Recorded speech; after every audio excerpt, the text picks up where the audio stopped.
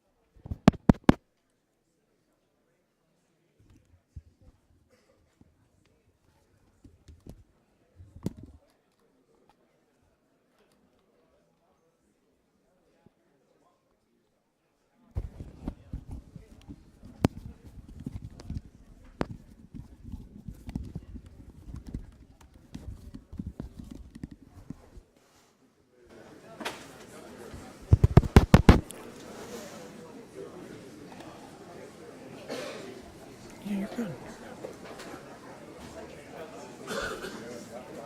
All right, good afternoon, everyone. I'd like to welcome all of you to the 5th annual Willie Thrower Award Foundation luncheon to determine the #1 quarterback in southwestern Pennsylvania. We have 5 tremendous student athletes who are our finalists by way of the voting regarding a panel of coaches from around the WPIAL and a number of media members also who cover high school sports on a regular basis.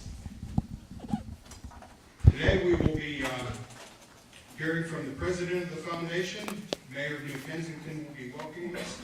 We'll have our buffet taking place, and then afterwards our guest speaker, and then we'll meet the players and coaches from the schools being represented here this afternoon, and have our keynote speaker to come close to the conclusion of the program, and the absolute end of the program we will announce the winner of the 2024 Willie Thrower Award.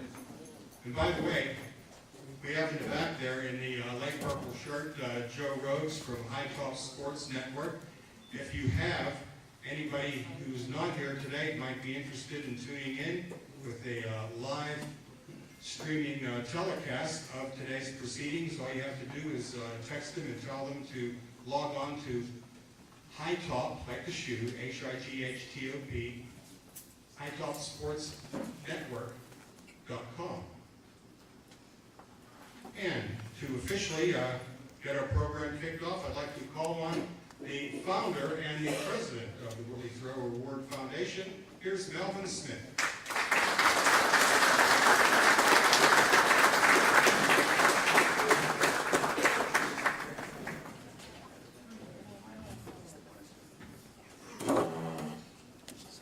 Good afternoon. We want to welcome you to the 5th annual Willie Thrower Award. Okay. George just told you, my name is Melvin Smith, and I am the president and a founding member of this Willie Thrower Award Foundation. The idea for this award stems from an award that was given out in this very same fall back in 2001. It was then named the Sons of Italy. At that awards dinner, we gave out several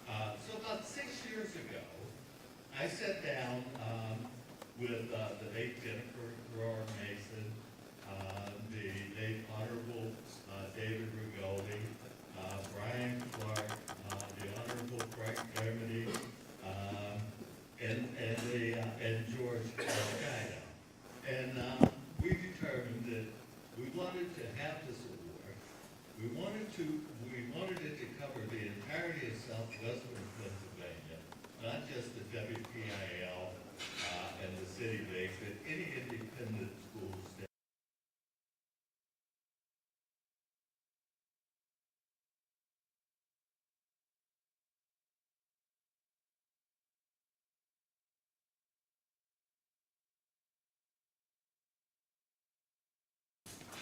College students. And to that end, we built a trophy off of the statue Steve Polovich built for Willie Grower. And it's a 29-pound bronze statue. The highest one is like 36. So we wanted that. If you look around, you'll see a lot of red lasers. Those are board members, okay? We also determined that the winner had to be, the finalists and the winner had to be beyond reproach. And so George and his panel, Mike Azadian, Jimmy Santorello, determined the best way is to have coaches from throughout the WPIL, the city league, and media members. The coaches game plan against these guys. They watch film on these guys. They know who these guys are. And so when they vote, and they vote with a 10, 8, 6, or 2 scale. When they vote, they're writing in names on an empty ballot. You send them a ballot that has no names on it or anything. They put in their own names and ascribe the points to them that they feel that they should have. So when the winner is selected, or in fact all 5 finalists should feel very good because in southwestern Pennsylvania, there's 131 schools. Each school has at least 3 quarterbacks on their roster. So that means that you're 5 of 400 kids out there that was selected to be finalists for this award.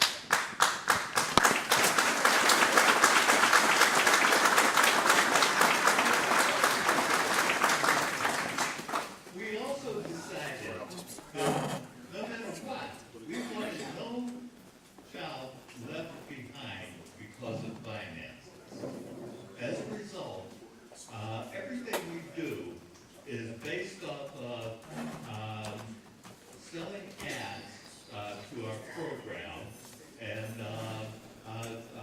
donations that we receive from around the community. Whether it's our boys quarterback count, our girls quarterback count, the essay contest that we put on for 4th, 5th, and 6th graders in New Canaan, 4th, 5th, and 6th graders in Lowell Borough. We make everything absolutely free, and that way we can be sure that no child is left behind because of finances. And we have stuck to that and will remain glued to that. In wrapping up, I want to say that these 5 young men and the other 300 or so out there, you have a chance to prove to yourself and to your family and to your schools how good you can be. That's something that Willie Grower didn't get a chance to do. In college, because of Jim Crow laws and racism, and in the pros, because they didn't want a black quarterback until in the 68, they finally drafted a black quarterback.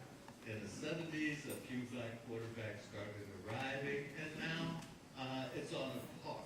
But back in the 40s, when Willie was in college and early 50s in the pros, he wasn't given the kind of opportunity that you guys will have. And so I am urging you to be the best you can in your classroom, on the field, and in your community.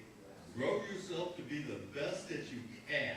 Anytime you're thinking about quitting, deeper down inside of you and pull something up that makes you say, no, I can do this. You've taken a step already just by being in this front row. You showed that you have what it takes to bring the most out of yourself. And with that, I'll turn the program back over to George.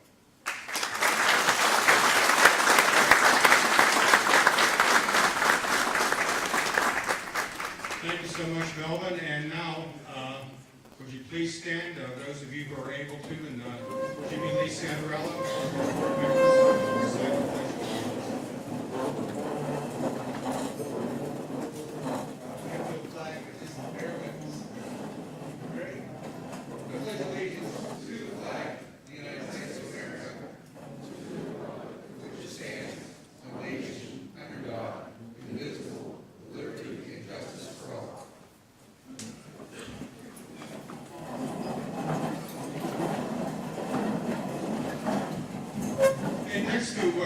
welcome all of you to the fine city of New Kensington. I'd like to call on the mayor of New Kensington, Mr. Thomas Gusso.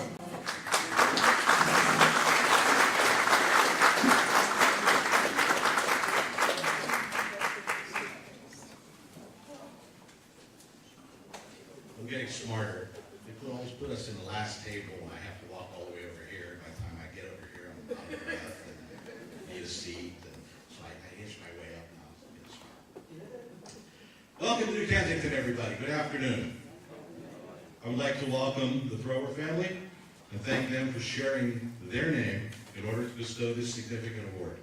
I would like to thank and congratulate the Willie Thrower Awards Committee for all their hard work and their efforts to make this ceremony a success every year.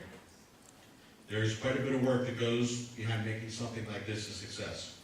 The Willie Thrower Awards Foundation members are a dedicated group of people who are tasked with preserving the memory of a legend and educating everyone of the significance of the snap. There are regular planning meetings and calls and hundreds of texts and emails from our chairperson, Melvin Smith, and that is daily. Yes. Honestly, I maintain that any organization that can get this many middle-aged, and I say that generously, middle-aged men wearing bright blazers has to be a success. But we wear these red blazers out of respect to the Kenai Red Raiders and Willie Thrower's unmatchable achievements as one. I would like to congratulate all of the outstanding nominees and their families today for this prestigious and meaningful award. So why is this award so meaningful? Yes, it's named after the man with the perfect name, Willie Thrower. But it also has such historical meaning and relevance. Records are made to be broken. Every year we see records that we once thought unbreakable in the NFL, the MLB, the NHL, and the NBA shattered. But being the first at something that is meaningful and changed the sport forever, that is unbreakable. Being a pioneer, a barrier breaker, a trailblazer, those words undoubtedly describe New Kensington's own Willie Thrower. But there's one word that will always top the list. First, Willie Thrower. He became the first African-American quarterback to take a snap in the NFL. And to emphasize the importance and relevance of that historic achievement, it wasn't until 15 years later that the second black quarterback threw a pass in the NFL. And just this year in Super Bowl 59, Patrick Mahomes and Jalen Hurts squared off against each other, marking only the second time two African-American quarterbacks started and played against each other in a Super Bowl.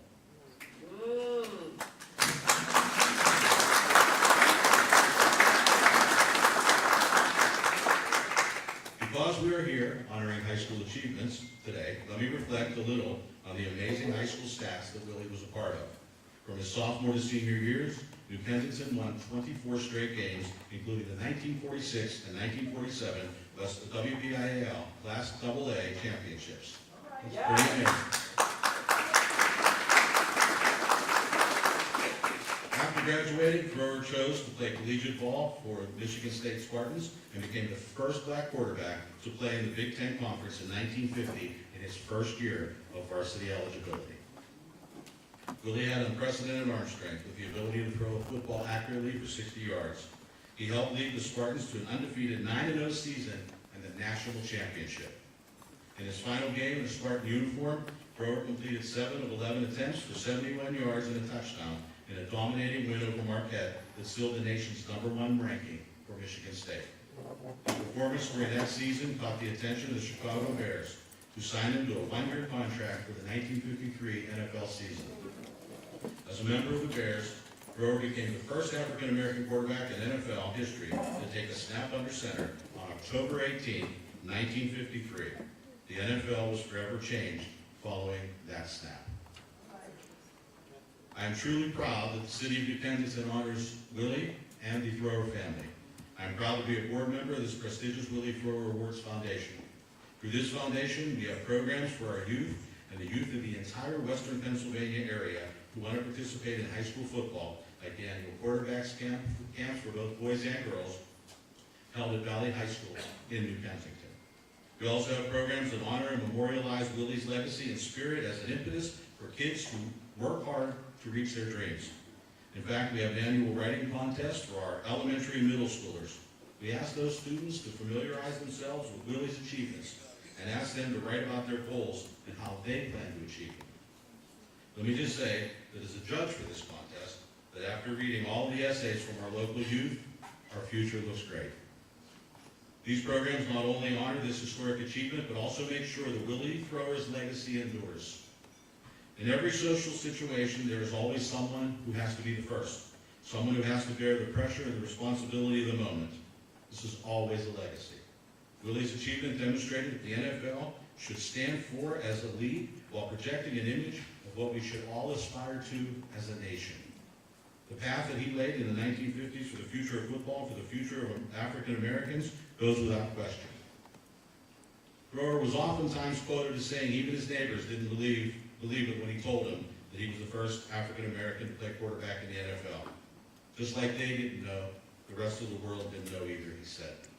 And that is why it is so important that we ensure that his legacy not only live on, but that the importance of Willie Thrower's accomplishments be celebrated among sport's greatest achievements. To all of you candidates, let me say congratulations just on being nominated. And please take the time to understand the significance of this honor. Once again, let me welcome you all to the City of New Kensington. We congratulate these young men and their high school accomplishments both on and off the field. We thank and honor Willie Thrower and his family today for his incredible achievements. May those accomplishments live on for future generations to understand the importance, the depth, and the weight that they carry. Thank you.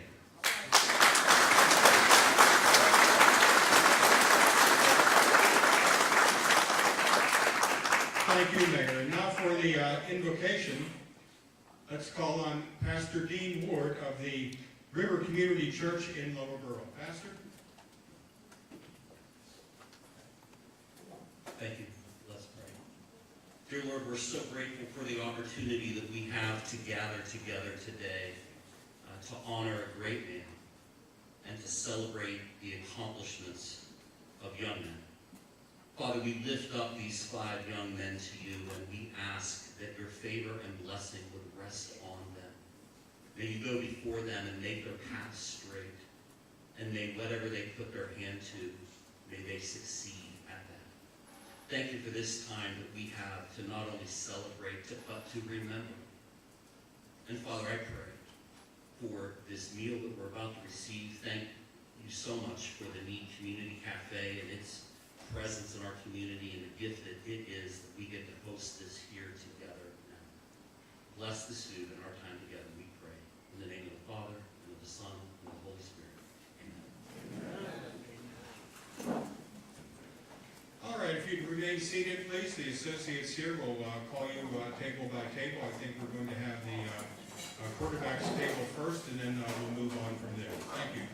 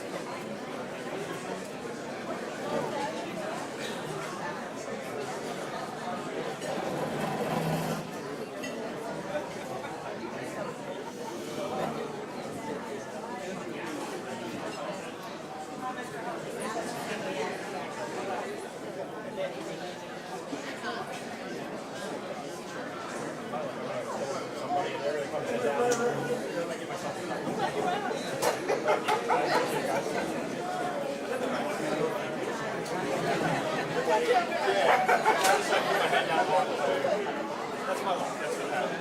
you, guys.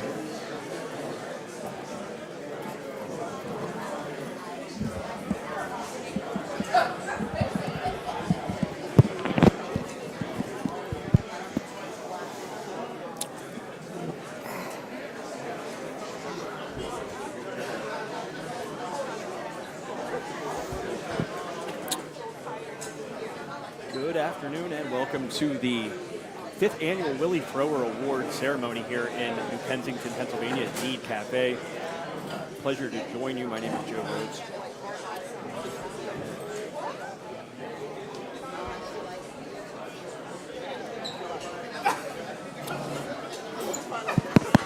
Sorry about that. Just making sure I could hear myself. But thank you guys for tuning in. We certainly appreciate you taking your Saturday to be with us here for the 5th Annual Willie Thrower Award ceremony.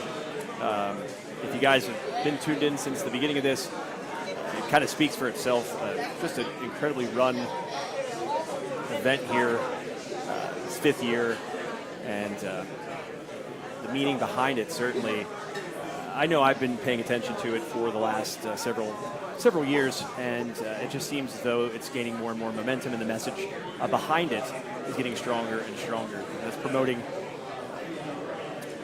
just the equal playing field for all young athletes and rewarding the talents, the on the field and off the field accolades of the student athletes, and really just putting a priority and an emphasis on doing things the right way.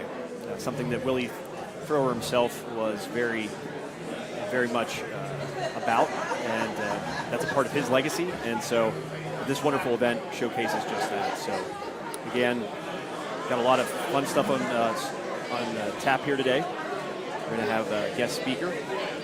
We're going to obviously crown the 2024 Willie Thrower Award winner, and again, just continue to celebrate the life and the message and the mantra of Willie Thrower himself, who, had he be alive today, he would have turned 95 just 5 days ago. So happy belated birthday to the guy that's brought us all here today, and of course, Mr. Willie Thrower. We're going to take a quick break and then come back. We're going to recap the student athletes that will be up for this, or that are up for this award this year, and also recap the previous 4 years of this awesome event. Talk about some of the past winners, some of the past nominees, and really everything about the Willie Thrower Award here over the last 4 years, now in its 5th year here in 2025. Again, thank you for joining us. We'll be right back here in a moment on High Top Sports Network.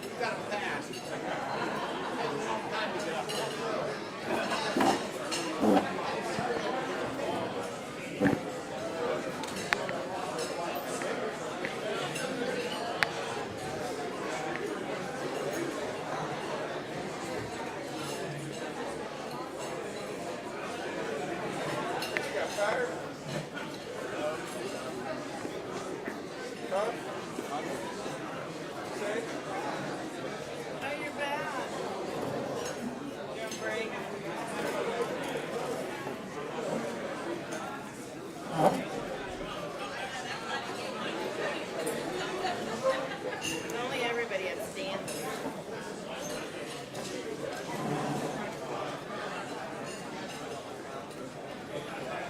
And that's here when Lucky, but I told her.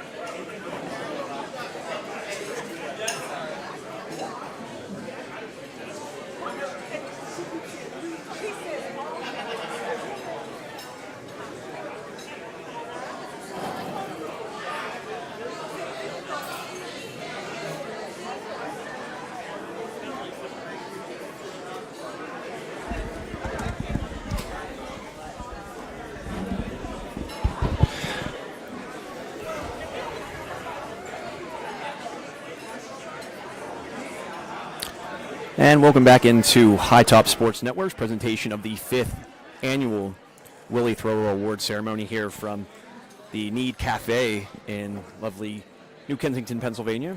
I want to give a quick shout out to George Guido on the board here, as you can see with that nice red jacket of his up there, up front. He took it off though, but you'll see him wandering around in it. But want to thank George. Obviously, George retiring here within the last couple of years, and this past year was really that first year of retirement for him. Although you'll still see stories in the Valley News Dispatch and elsewhere with George, his byline on it. And I'll tell you what a guy, first of all, and how lucky we all are to have George and his talents in this community. So hats off to George. Another great thing that he's a part of, and something that he's really helped get it to this point. We spoke a little bit earlier about how this award and this ceremony has kind of gained momentum, and George Gaito certainly a huge part of that. So I want to tip of the cap to George, and also want to remind you folks that here upcoming we're going to have a show featuring George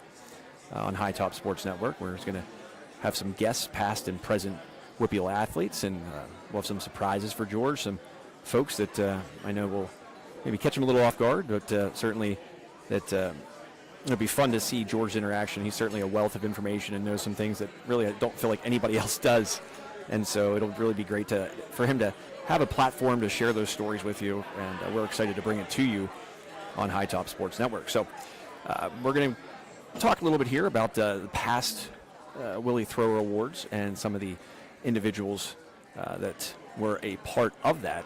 And of course, the first award was given out in 2021, but it was the 2020 season, of course, because the fall happening in the previous school year, or the previous year, excuse me. So the 2020 award was the first one given out, and that, of course, was won by Cole Spencer of Pine Richland. Other nominees that year were Amir Dudley from Central Valley, Jake Pugh of Thomas Jefferson, Ethan Delem of Upper St. Clair, and then Brad Birch, of course, of Jeanette. Certainly kind of a star-studded year there in the first season, or the first ever Willie Thrower Award banquet. And just going to go over some of the accolades of some of these guys, but obviously the winner was Cole Spencer, and Cole Spencer now, we'll get to that, at the University of Pennsylvania, and another familiar face also at the University of Pennsylvania. But he was a state champion, was Cole Spencer, for Pine Richland back whenever he was awarded this great honor. He was a two-time PIAA state placer in wrestling, 4th and 8th place. He scores a senior when he won this award. A 4-time Whippeal champion, 2 times in football, 2 times in wrestling. That's certainly a rare accomplishment that Mr. Spencer was able to garner. He was a 2-time Post-Gazette Fab 22 selection. He's also a 2-time Whippeal runner-up, 1 time in football and 1 time in wrestling. So you think about it, he was in the top 2 a total of 6 times. So rarefied air to be in was Mr. Cole Spencer. Also a 2-time Pittsburgh Tribune Review Super 25 team honoree. PA Mr. Football top 5. Certainly a hard award to find yourself on the list of. He was a PA Coach's All-State Player of the Year, I believe for 5A. He was also a 2-time first-team All-State football player. The Pittsburgh Tribune Review Sports Athlete of the Year. So talk about some awards here. A lot of these have been football exclusive. That one encompassing really all of the interscholastic activities that student athletes take part in. He was awarded the Pittsburgh Tribune Review Sports Athlete of the Year. The Tribune Review also awarded him the Whippeal Player of the Year. They also gave him the Whippeal 5A Player of the Year. And the Post-Gazette named him the Whippeal 5A Player of the Year as well. He was selected to the 2021 Big 33 game. And the 2020 Pine Richland Rams football team finished ranked in the top 25 in the country, thanks to the efforts of their signal caller, Cole Spencer. He finished his football career as the all-time, it says GTH, not exactly sure what that meant. This is all from the website, but he's up there. He holds the mark for the most career wins by a Pine Richland quarterback.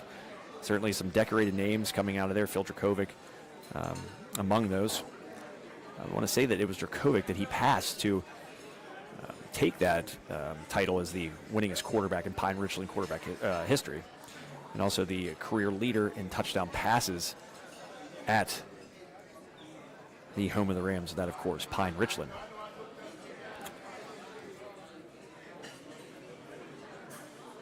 So 2021 was the start of what eventually became a back-to-back by a guy that we are certainly familiar with here on High Top Sports Network, and Cole Spencer would be very familiar with. Another young man that also attends the University of Pennsylvania over there in Philadelphia. although we love our Willie Thrower Award winners over there, the town they're in, not always the best.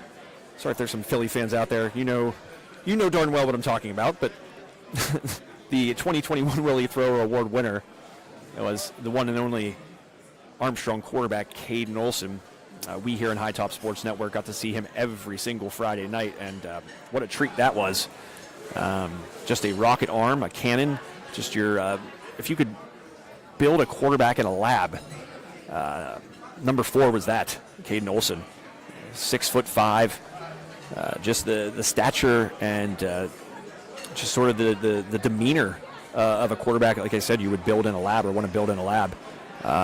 One thing I was just talking to somebody about here when speaking of Caden, not always given the kind of credit for being a runner that he was, but when you're 6'5", and I'll tell you what, the last time I saw him, I think he was taller than that. He just continues to grow.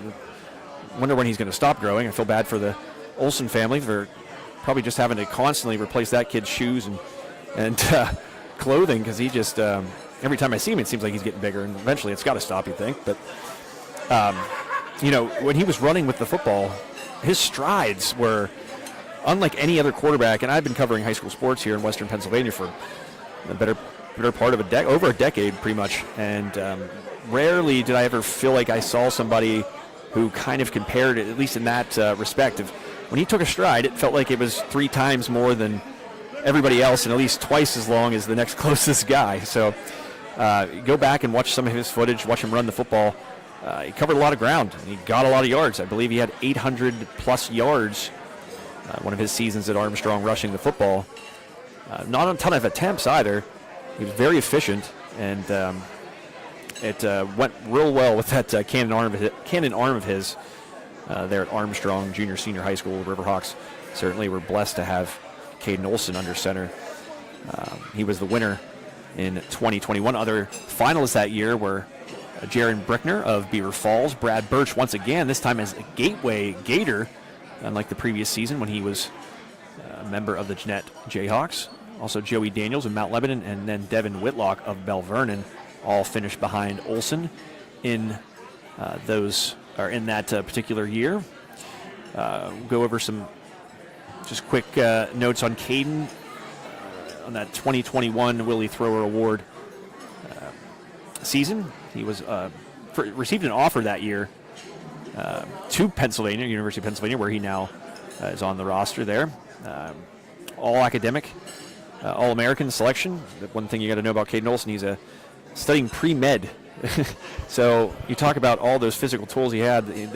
What was between the ears might have been even better than that arm, and that might be hard to believe. National Honor Society, PA All-Academic Selection with a 4.48 GPA. Folks, I can promise you my GPA was nowhere near that, and I don't know if I know too many people whose were. Just a bright young man. He was the PA Raiders All-State quarterback in 2020, the PA Prep Rivals All-State quarterback that same year, Tribune Review Whippeal All-Star Team, Fab 22 selection as well that season, a 2-time All-Conference quarterback, Max Prep's PA Player of the Week in Week 2, the Tribune Review Football Player of the Week in Week 9, the preseason All-State Max Prep's quarterback, high praise there, along with the preseason PA Raiders All-State quarterback, the PA Prep Rivals Sophomore Quarterback of the Year. And that's the thing, you got to remember in that season, Caden Olsen was just a sophomore, leading those Riverhawks to heights that they really hadn't seen. And certainly a passing game that program hadn't seen. One was certainly predicated under Frank Fabian on the run game. Certainly they still ran the football quite well, but being able to take the top off with that big arm of Olsen certainly was a new dimension. He's also the Whippeal regular season passing leader. So as a sophomore, he led the entire Whippeal in passing. These school passing records for a single game in TDs, and a single game in yards, and a single season TDs, a single season yards, and career TDs and career yards. One of the things about him that you got to know, he's also the school's all-time leader in scoring in basketball, and that's both for a career and also for a game. I was on hand for the basketball game in which he helped defeat Leechburg en route to setting the single game record. But he was a 2-time first-team All Big 56 in Class 5A basketball, Tribune Review Basketball Player of the Week in Week 6, a two-time Elite 11 invitee, and a Rivals Wilson QBX invitee. Again, he passed up, or he was ahead of, rather, some really, really accomplished quarterbacks. Jaron Brickner being one of them of Beaver Falls. Of course, Brad Birch, his second straight season. This year, this time as a sophomore, the same age as Olsen was when he won it. And Joey Daniels of Mount Lebanon. He was a senior that season. And also another senior, Devin Whitlock. So he had two sophomores on there, a junior in Brickner. And Caden Olsen able to bring home the victory there. Moving on to the 2022 season. Stop me if I mention this name. Caden Olsen was a back-to-back winner, the only back-to-back winner, and he'll be the first ever back-to-back winner as long as this award is being given out. And I imagine that's going to be for quite some time.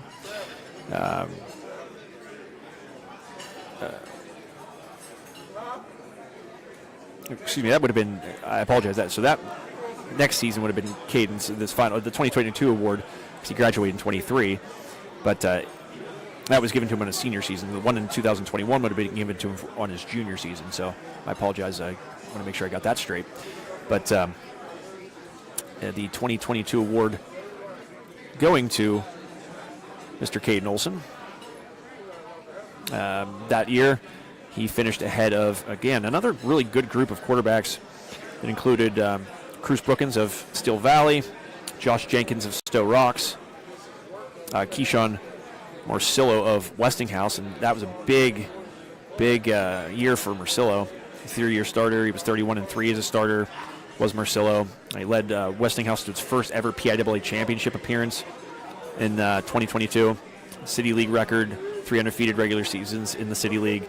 So it really tells you about the kind of year that Olsen had to win that award for a second straight time. Olsen that year was a Willie Thrower finalist. He won it back-to-back. Whitfield regular season passing leader once again. The Prep Red Zone #1 quarterback in the class of 2023 in Pennsylvania. The Prep Red Zone #42 in the class of 23 in PA. Big 33 selection. Mr. PA Football, tremendous 25. First team All-Conference, Fab 22 selection. Trib Review, terrific 25. Post-Gazette, first team All-Conference. Cover 3 Athletics 4A Player of the Year. Next Gen Quarterback 1 National Quarterback of the Year. These accolades, I mean, I keep rambling them off, and you have to understand it's not easy to win any of these, let alone as many as these guys have. He was also the PAAP Writers 4A All-State Quarterback, KDKA Super 7 finalist, a PFN First Team All-State Quarterback, Leader Times, a paper of record in Armstrong County, and we at High Top Sports Network are the third-party content contributor to the Leader Times. He was named the Offensive Player of the Year that season, the Most Valuable Player as well by the Leader Times. The Whippeal Today 4A Co-Player of the Year, #1 in 4A and #6 in the state for total yards. So that's mighty impressive there. #2 in 4A and #3 in the state for passing yards and passing touchdowns. So Caden Olsen, certainly a illustrious career, the first ever back-to-back winner of this award, the only person to win it twice, and that's something he'll have forever. Another person who finished behind him that season was Peyton Warner of Central Catholic, and Warner able to come back that very next year in 2023 and win the Willie Thrower Award. Interestingly enough, 2 young men that finished behind Warner that season are back here today. That, of course,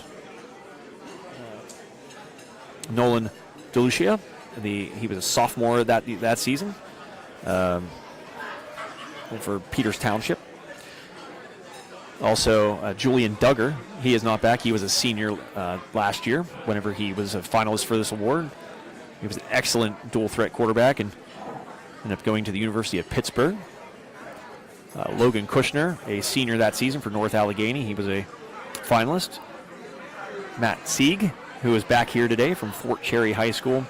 That season in particular, he had a 15-1 record and Whippeal Class Single A champs at Fort Cherry.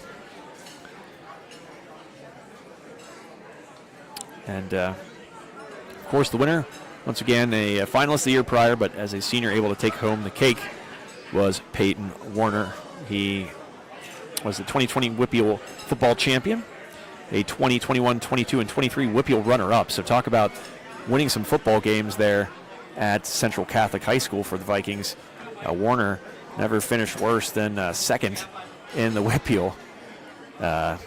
He was a 2023 first-team All-State, a 2023 first-team All-Section, 2023 Fab 22, a 4-year letterman, a 3-year starter, 2023 Team MVP, the Willie Thrower finalist the year prior, as I mentioned, the 2022 Trib Live HSSN Terrific 25, the 2022 Whippeal Today 6A Player of the Year, the 2023 Whippeal Today 6A Player of the Year, Pittsburgh Central Catholic all-time leading passer. And just mentioned, throw out one name for you, Dan Marino was also quarterback at Central Catholic High School.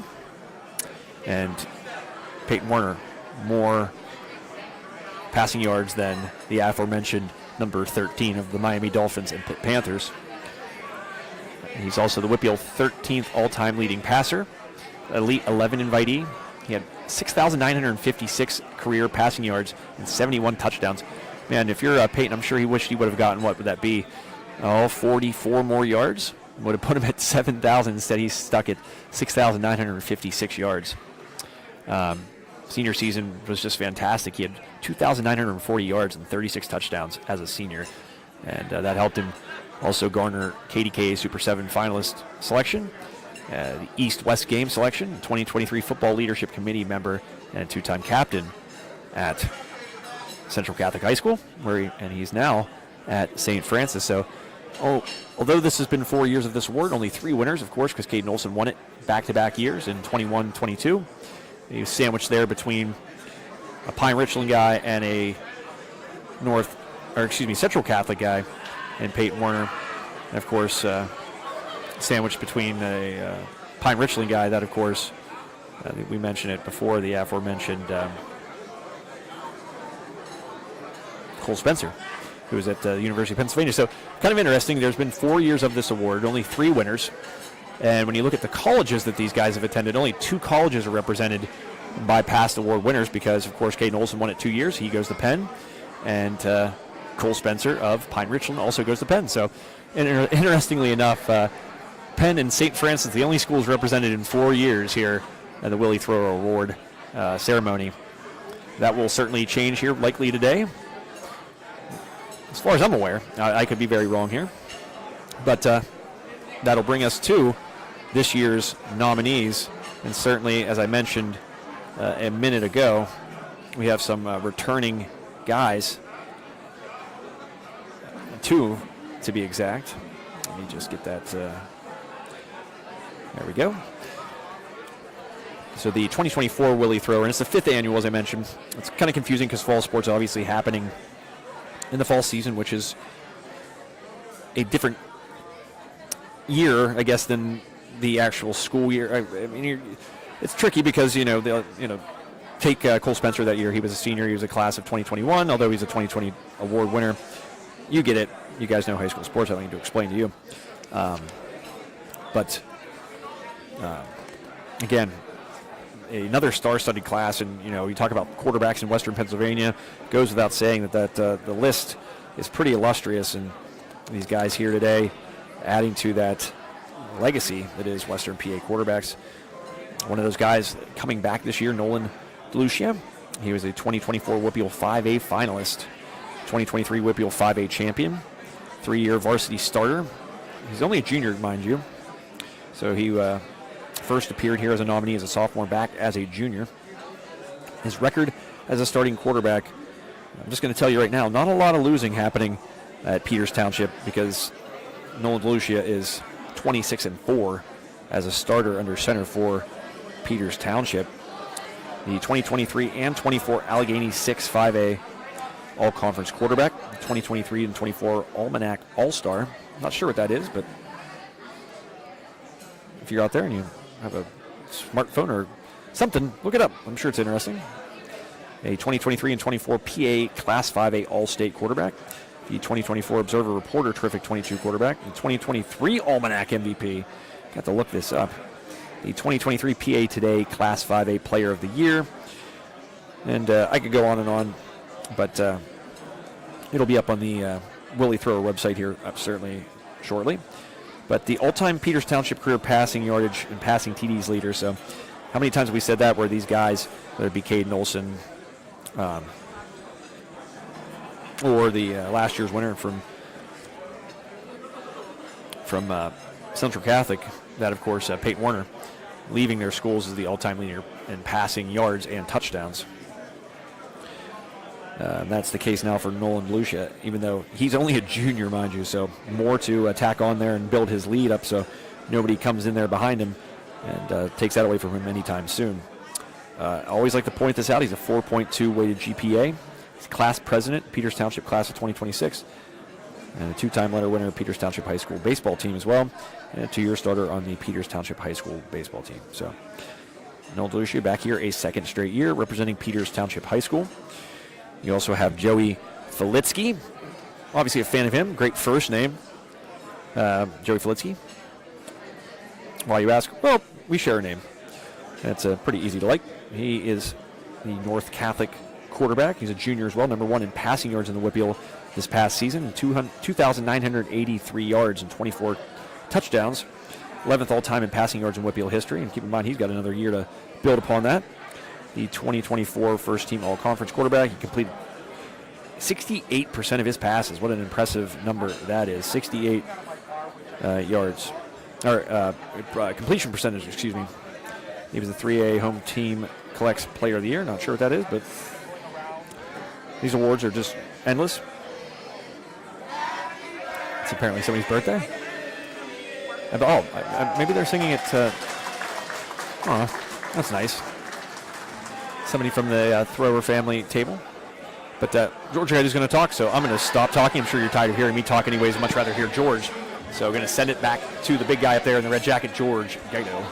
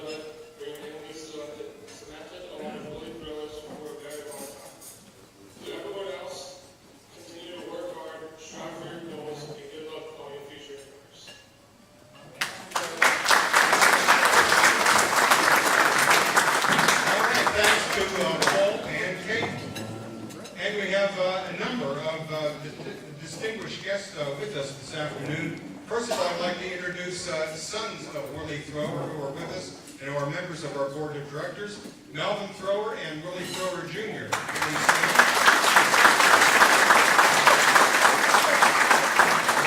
Great to have you with us. Their mother, Mrs. Mary Thrower, is ill and unable to attend today, but the Thrower family, of course, has been very vital in our operation here. And another young lady I would like to introduce, let's change the subject to boxing momentarily. From New Kensington, Gia Foltz is here today. Gia.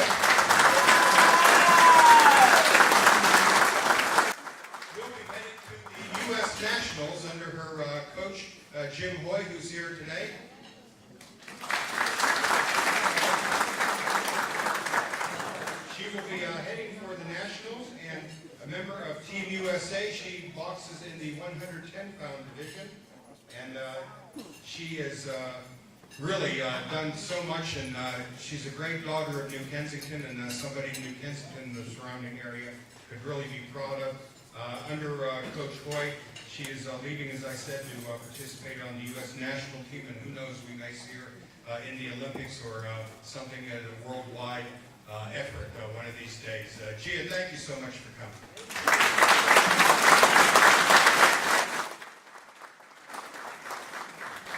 How long have you been boxing, Gia?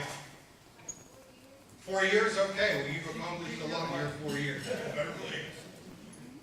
And I'd also like to extend our pleasure of having some other distinguished guests here. If you'd please stand momentarily once your name is called out. Tom King from New Kensington here today. Mike Choma of the Highlands Broadcast Network. Mike and his co-owner Mike Pavlik have carried the Highlands football and basketball events for 25 years now. Also, Dr. Vonzel Wade, former athlete at Valley High School, I understand is here today. Vonzel.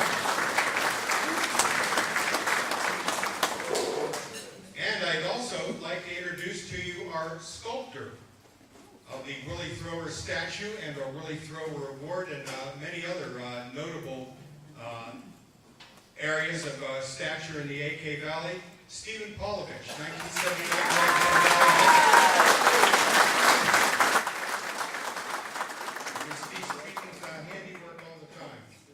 Judge Frank Malone, Magisterial District Judge, is here this afternoon.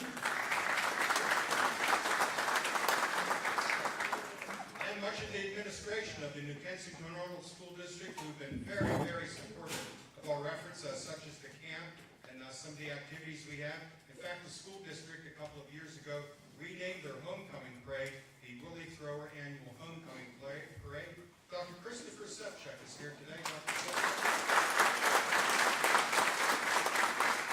Thank you so much for all you do for our organization, you and the school district.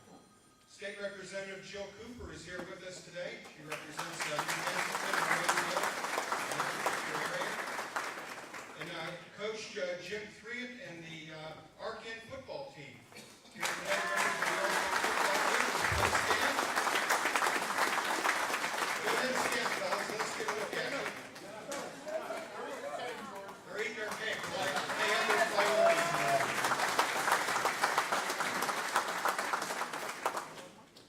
Also, do we have a representative from Olympus Energy here today? Steve, thank you so much, and thank you for all the support you give to this organization and our community. And all-time pick great Sam Clancy is here today. He had his number.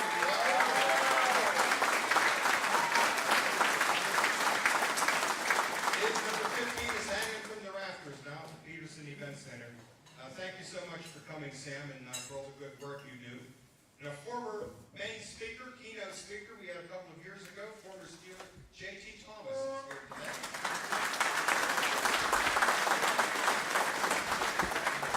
And from the great athletes of a generation ago, Darrell Porter here today.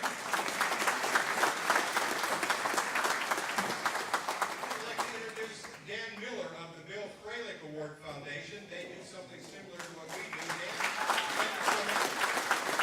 They produce the top offensive linemen among WPIAL schools, and they've been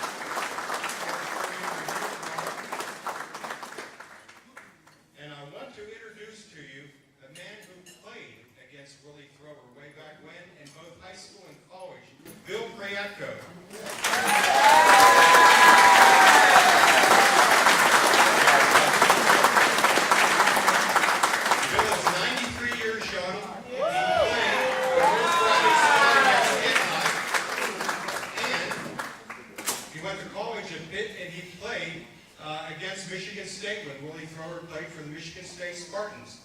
No, am I leaving anybody out, Bob? Oh, Ted Cope is Westmoreland County Commissioner. I'm very sorry, Ted.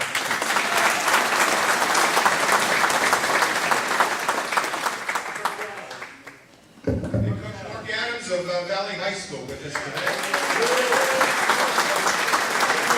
Mark has helped us out tremendously, especially with our camp, which will, I think, be going into its 4th year, if I'm not mistaken, our football camp.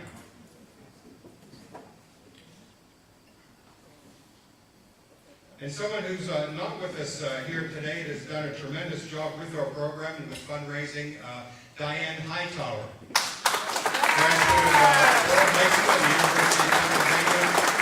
Diane has just done absolutely tremendous work for us. Well, our guest speaker this afternoon, very recognizable name, Kevin Colbert, former general manager of the Pittsburgh Steelers. Now, first time I met Kevin, I was covering a basketball game at Morris High School and happened to want to stop the refreshment stand before everything got started, and lo and behold, Kevin Colbert was working the refreshment stand at Morris High School basketball. He had a son on the basketball team, and he took his turn like all the other parents in the school district, and I thought, wow, isn't this tremendous? A guy, general manager of one of the storied franchises in sports history, working a refreshment stand. And I put in my newspaper column the next week, I can't imagine Oakland L. Davis or Daniel Snyder from Washington or Jerry Jones from Dallas working at a high school refreshment stand. But he's one of us from Western Pennsylvania. Let's bring on Kevin Colbert.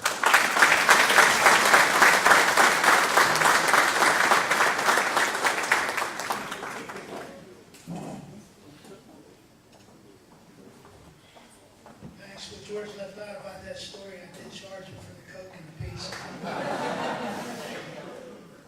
Hey, really, thank you to everybody. Thank you for the committee for inviting me to be part of this here today. Coach Muzz, where's Coach Muzz? Coach Muzz, thank you for suggesting to the committee that I get to be part of this. Coming into New Canaan, it's always brings back some great memories. I got to meet the great B.B. Flannery. Please beat me.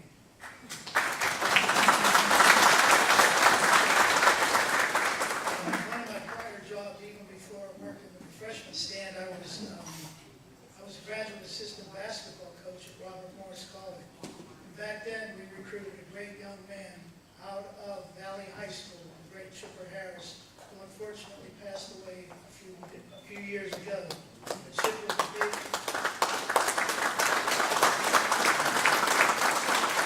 a big member of our first ever NCAA team. And again, thanks for letting me be part of this special event. In events like this, I think it's always appropriate to have our honorees and all of us recognize those who helped get these young men here today. So first, let's hear it for your parents and any family members that are here with you today.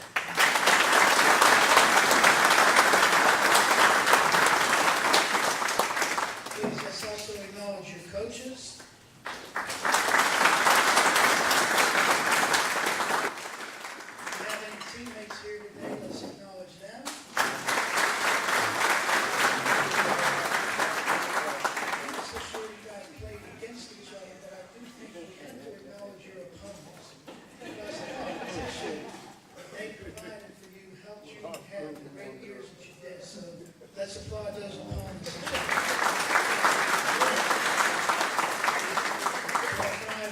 I offer my congratulations, and while it's true that only one of you will win this award today, please feel great that all 5 of you deserve congratulations, because you were recognized from a group of young men that numbered at least 112 quarterbacks from Whitfield and City 18. While congratulations are in order, my hope is that you also recognize the significance of this award. Like yourselves, Willie Thrower was a great high school quarterback for New Kensington High School. It is today, obviously, Valley High School after the merger back with Arnold. As you sit here today, you're probably unsure as to what your next steps will be. 3 of you will face an approaching senior year, while 2 will be moving on to college. Frostburg State and North Carolina A&T. Different challenges await you. Different challenges awaited Mr. Willie Thrower as he was coming out of New Kent High. Willie not only had to prove that he could play football at the collegiate level, but he also had to stand up and prove that he should be able to play in college. As an African-American quarterback, many schools didn't want to give him that opportunity. Despite leading his team, as mentioned before, to 24 straight wins, a 35-3-1 record, and Whitfield titles in 46 and 47, that wasn't enough for most schools. His lieutenant in the team was invited to play in the Peanut Bowl in the state of Georgia, only to have that invitation rescinded after the people that formed that game realized that Willie Thrower was of African-American descent. Only one school recognized his talents and his race, and ignored his race, and that was Michigan State, led by the great Coach Biggie Munn.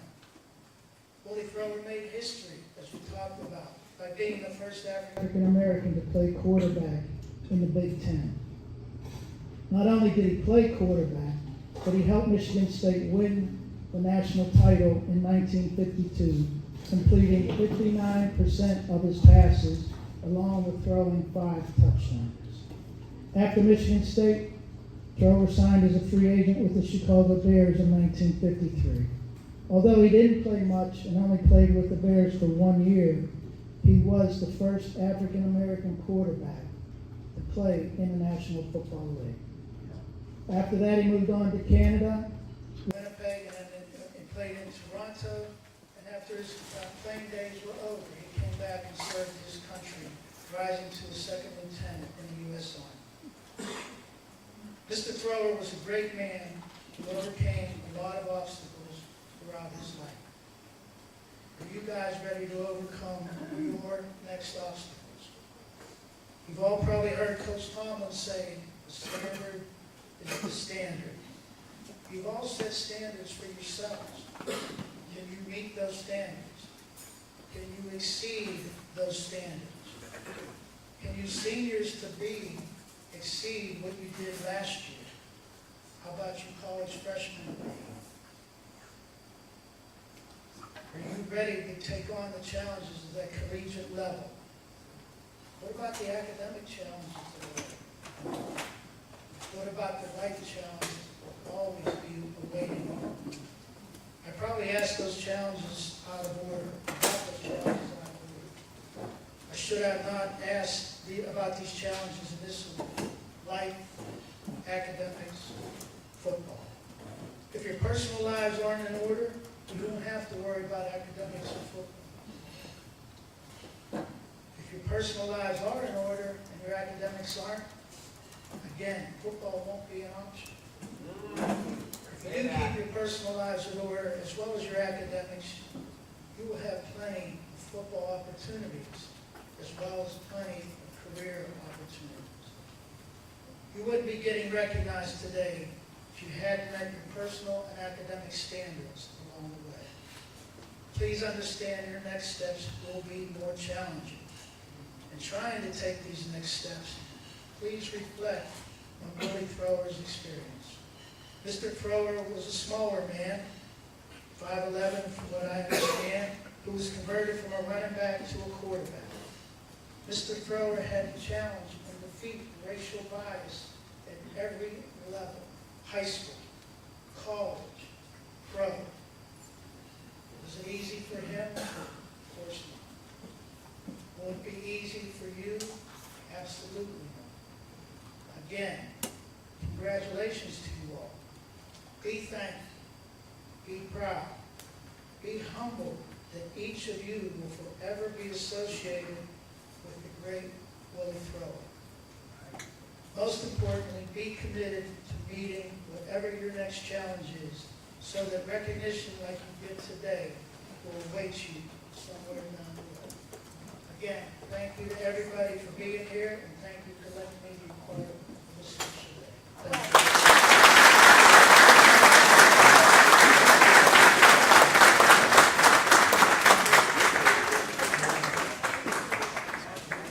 Thank you so much, Kevin.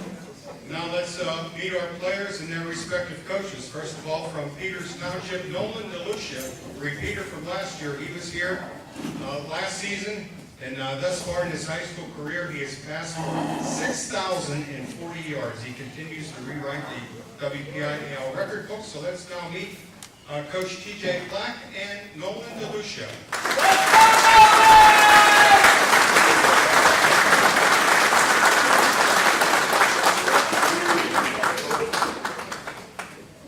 Good afternoon. First of all, I'd just like to thank everyone with the Willie Program Committee, as well as the family. What a nice event. I was unable to be here last year. Nolan was a finalist.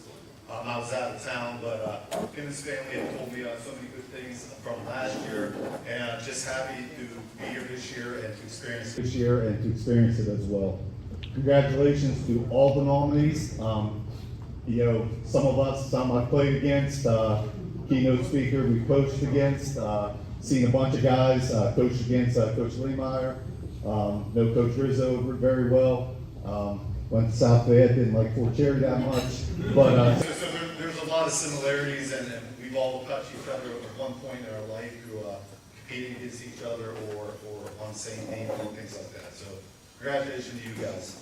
I'm not going to talk a lot about stats. If you look through the program right there, you can see each one of these guys have tremendous stats.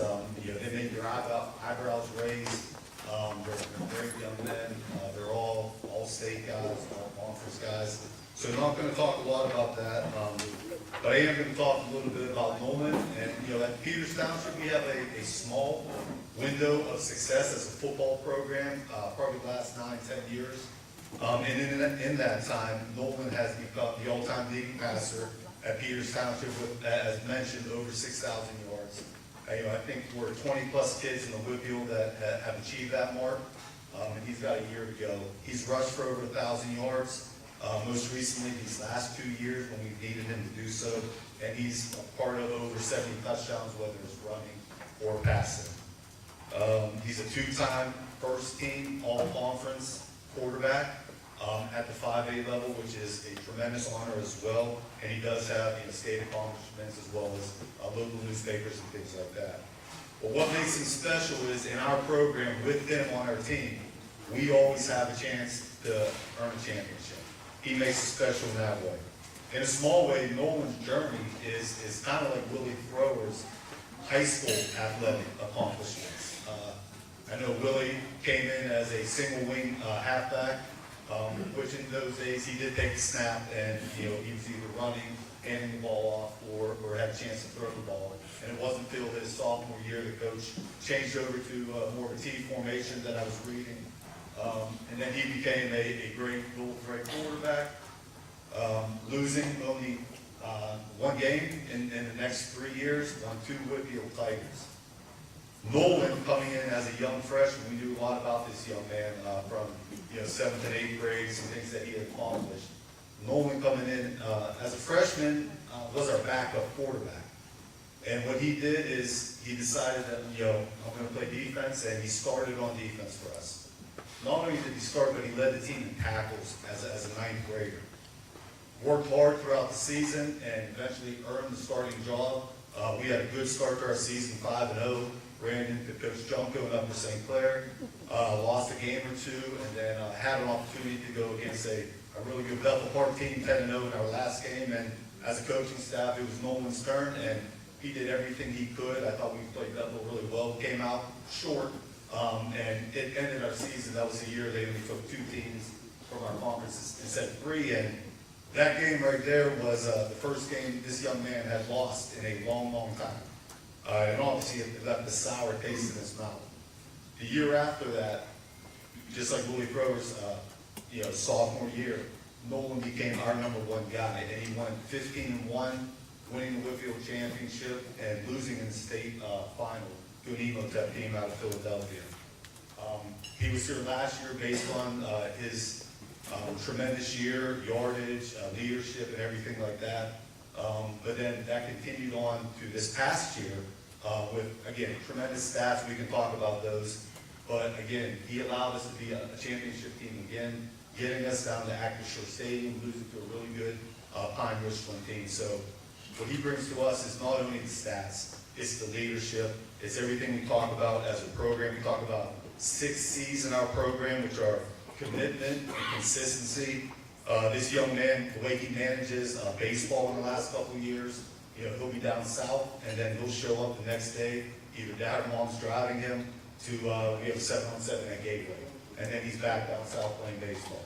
Or we have a workout on Thursday, and then he's going to visit the school. And I think some of these qualities you'll see from each of these young men, but those are things that he just brings that level of commitment to our program, and he's so darn consistent. Connect and care are 2 other words we talk about. Just be able to connect to the community.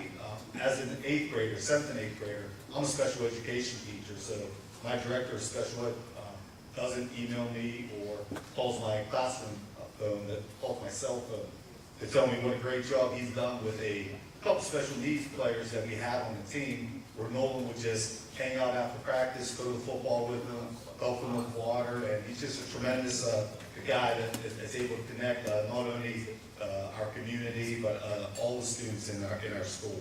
He shows up at Saturday youth games. We don't ask the kids to do that, but I've had a lot of parents say, he just shows up and he's on the sidelines and he's cheering guys on. And then, he takes pictures at our watching matches. He's at all the basketball games, whether there's 9 guys in the student section or 109, but he's right there in the middle, and he's a part of the program, and he connects everybody, and he cares about your son. Culture and being able to communicate. These are the last 2 things. Culture is what you have or who you have in the locker room. Been fortunate to have some great guys over the years that help build our culture. And Nolan's another guy. He's a no-nonsense guy. All he wants to do is win. He cares. So having him in the locker room to continue our culture and teach our young kids how to act on and off the field is incredible. And then communication, the way he talks to college coaches, the way he talks to his teachers, his teammates, his leadership ability are phenomenal. A lot of coaches have noted that. And then last but not least, he's tremendous in the classroom. What he's done in the classroom, not just on the football field, has opened the eyes to a bunch of Ivy League coaches and FCS coaches that have offered an opportunity to not only play at the next level, but attend school there as well. And I know Mike and Jen, you guys must be so proud of him for what he's done and the young man that he's become. Nolan Delucia.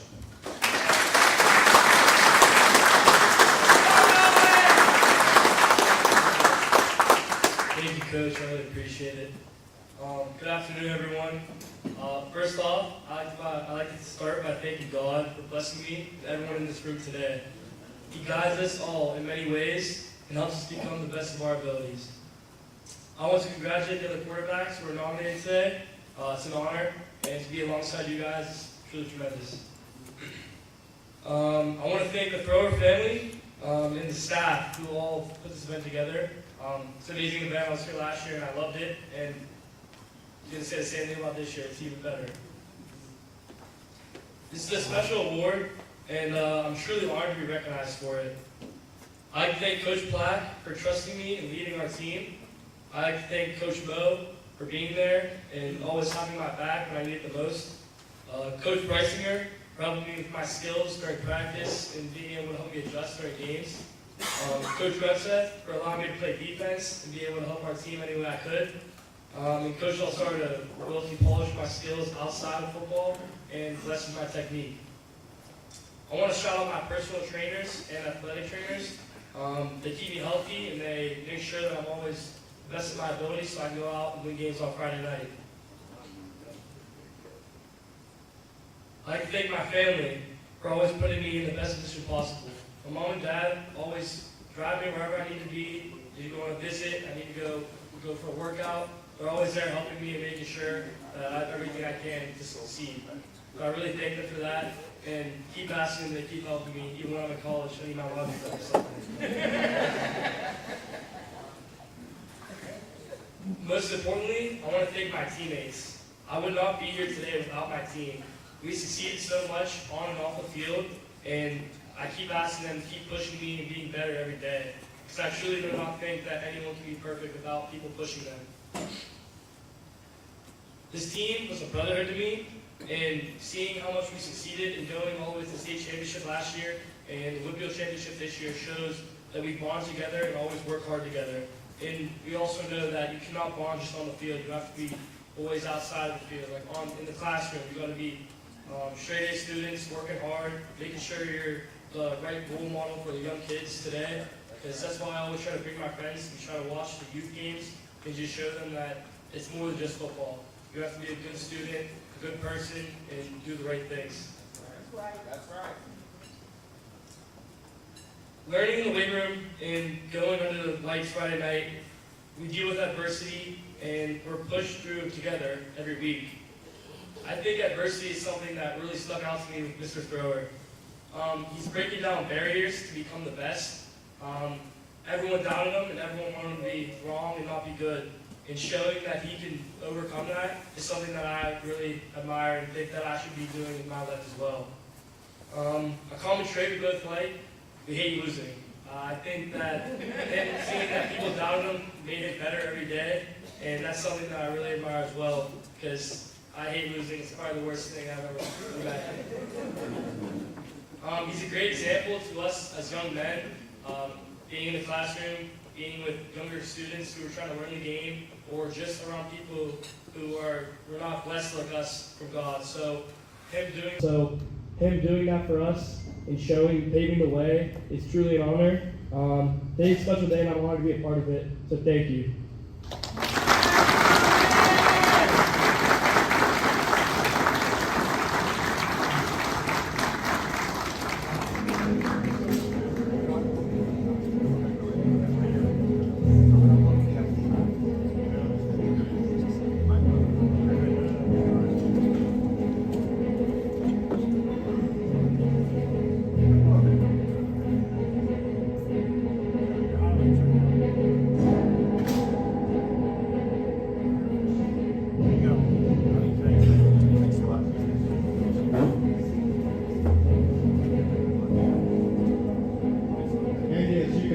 Conclusion of the presentation, we're going to have some little highlights. So you can see our finalists in action here. And I've come to understand when Nolan was presented with his great invitation to the event, he asked who the main speaker was. And he found out it was Coach Junko, and he said, "Who? Him?" So you see the Peters Township and Number State Clear rivalry in its highest form here today.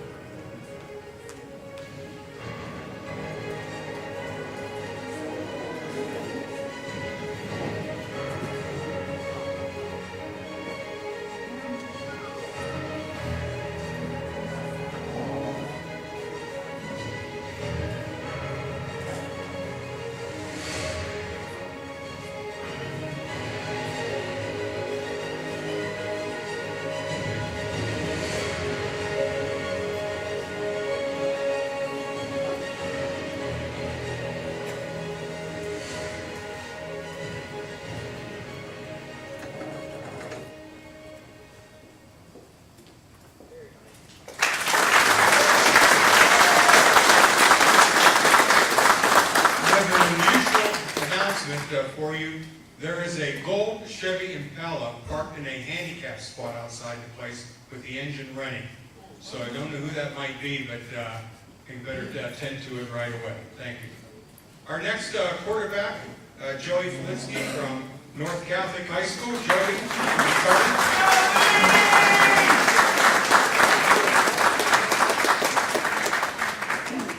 Joey recovered from an injury to him in his sophomore year, had a great junior year, led the WBIAL in passing with 983 yards. If the name sounds familiar, his father, the late Joe Kulitsky, was a great quarterback. In fact, if we had this award in the mid-1980s, I'm sure he would have been one of our finalists. But here to represent North Catholic High School, conclusion of a great season in 2024. Here is Joey Kulitsky and his coach, Chris Rizzo.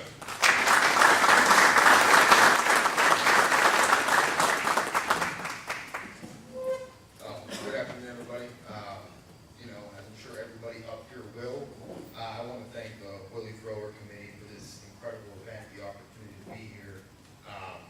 And I'd like to reiterate to all the coaches, the quarterbacks, parents that are up for this award, I want to offer you my congratulations, because it's truly a prestigious honor. For those of you who don't know me, my name is Chris Rizzo, and I have the honor and privilege to serve as the head football coach at North Catholic High School. When I was asked, to have to talk at this event, we wanted to recap a little bit of what last season might have been. And we were fortunate enough to come off a playoff berth, my first season, and then going into our second season, we were primed for another playoff berth. One of the interesting things that comes about as you're starting to get into WPIL playoffs is there's a lot of interesting statistics that start to get dug up. So going into it, there's evaluations of teams, players, and what the outlook for that playoff team will look like. Well, going into that playoff, this past season's playoff, one of the stats that applied to us was that the leading passer in the Whitfield had never made the Whitfield championship game. And normally whenever you, it's an awesome recognition, but at the same time, that makes people sometimes second guess maybe where you're at, and put some doubt in some people's minds. But I'm glad to stand up here today and say that statistic stood out to me because I loved our chances with our guy that we had going into this playoff. I probably speak for every coach in here when I say that we never ever assume at the beginning of the year how many games we're going to win or lose. Coaches in here will tell you all the time. Right around August is when people start coming up to you and bumping into you and asking you, hey, how good are you guys going to be this year? You guys feel like you're going to have a good season? And I think I speak for all the coaches whenever I say we never try and attribute wins and losses to that question. Staffs around the nation, however, do their best to predict what kind of season they're going to have. There's a roster evaluation that includes off-season weight tests, workout attendance, and player growth that goes in deciding each of those positions. Quarterback is one of those positions that people agonize over, staffs agonize over. Does this guy have the ability to make all the throws? Is he calm, cool, and collected under pressure? Does he have the it factor? How mentally tough is he? How physically tough is he? Is he going to stand in there and make the tough throws? These are all things that attribute to the quarterback position that guys have to ask themselves. Well, going into this previous offseason, our staff at North Catholic was extraordinarily excited about a young man that had been torching us on scout team for the previous year. As a junior, Joey took the reins of our football team and he hit the ground running immediately. Over his first season as a starter, he exhibited growth in all of those key areas that are required to play quarterback and lead a football team. Joey would finish his first season as a starter with 2,983 passing yards, 23 touchdowns, and a 67% completion percentage. But as everybody else up here, I don't want to stand up here and highlight statistics for Joey. One of the things about this award is that Willie Thrower, he embodied a lot of things and intangibles that do not go down on stat pages. Toughness, grit. We can talk about his accolades till we're blue in the face, but the things that made him the great player was the ability to persevere, the ability to not have no be an answer, the ability for him to take naysayers and not have that be his narrative. So for Joey, his stats, as impressive as they are, aren't solely what makes Joey an impressive player. Okay? Joey exhibits an incredible ability to navigate the demands of the position, the hours of film and playbook study, the toughness and grit to take hits and stand in the pocket, to make the throws that he made and take the hits that he took. What makes Joey great is his fiery competitiveness in practice, his dedication to his academics, and his commitment to show up day in and day out for his teammates. These are all things that maybe not on paper, but will always live in the legacy of Willie Thrower as well. And these are the things that we have to highlight when I think about Joey as our quarterback. So far this offseason, Joey has been exhibiting the same work ethic that he displayed going into an impressive junior season. I'm proud of the growth that he's made, the young man he continues to grow into, and the promising outlook for his senior year. You know, when we talk about people's dedication to programs, people might think attendance, weight room, playbook, film time. But really, it's all of the other things that go into being a high school football player that Joey does a really good job of embodying. Showing up for service events with a smile on his face, being a good teammate, doing the extra work with his personal trainers and late on the evenings, being a dedicated student to our North Catholic hallways, and always having a glowing review from his teachers. I'm very proud that Joey has an opportunity today to stand as a finalist for this award. So it's a great honor that I introduce you today, Joey Flitsky.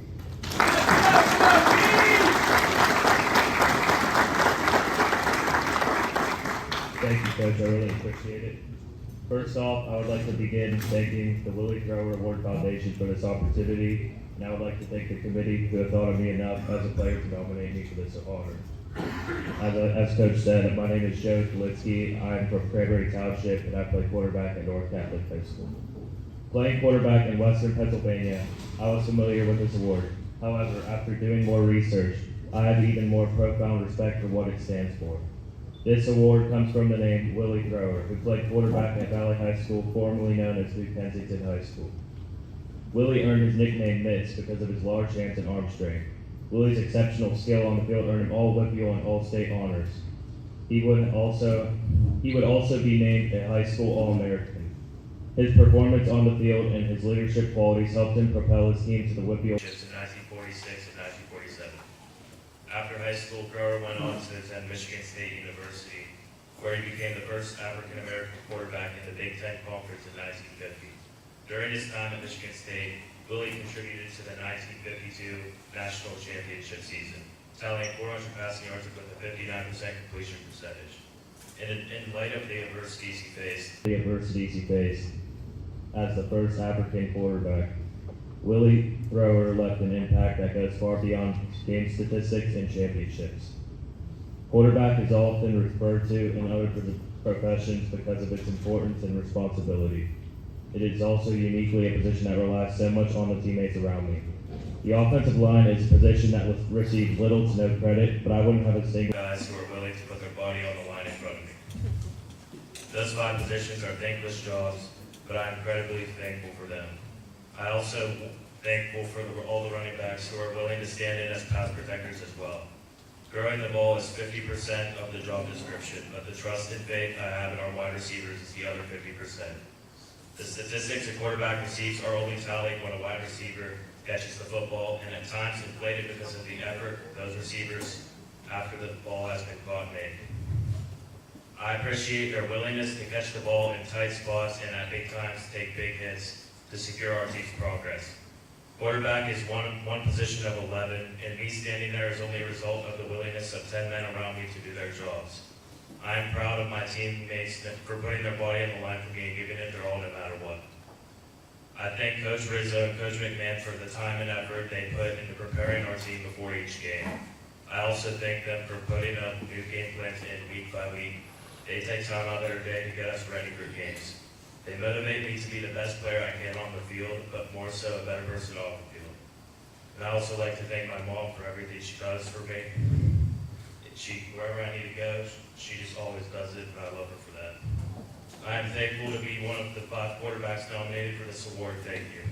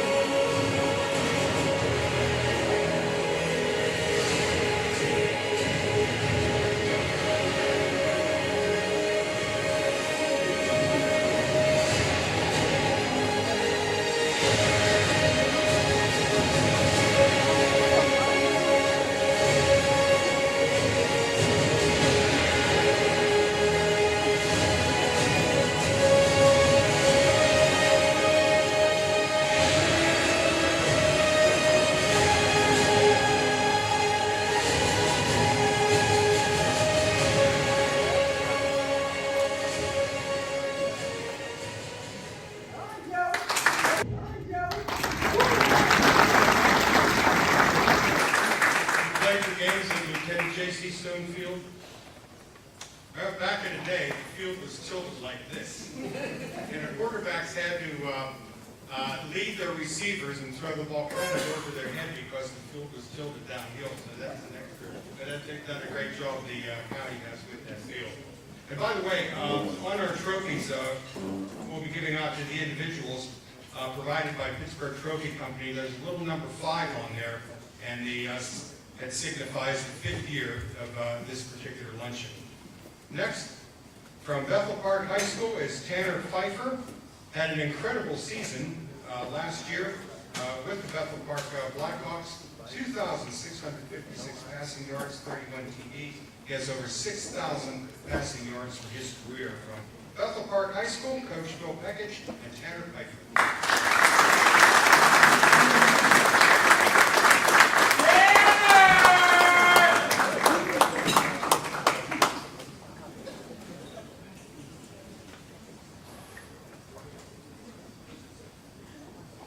I want to thank the Willie Award Foundation and everyone who just played part in making today's event possible. Congratulations to all 5 finalists as you sit here, along with the families, the coaching staff, and any support that you had to make today possible. I have the privilege to announce Tanner Pfeiffer, who is a 3-year starter for us, who finished as a top 15 passer with your history. Tanner accounted for 88 touchdowns during his career.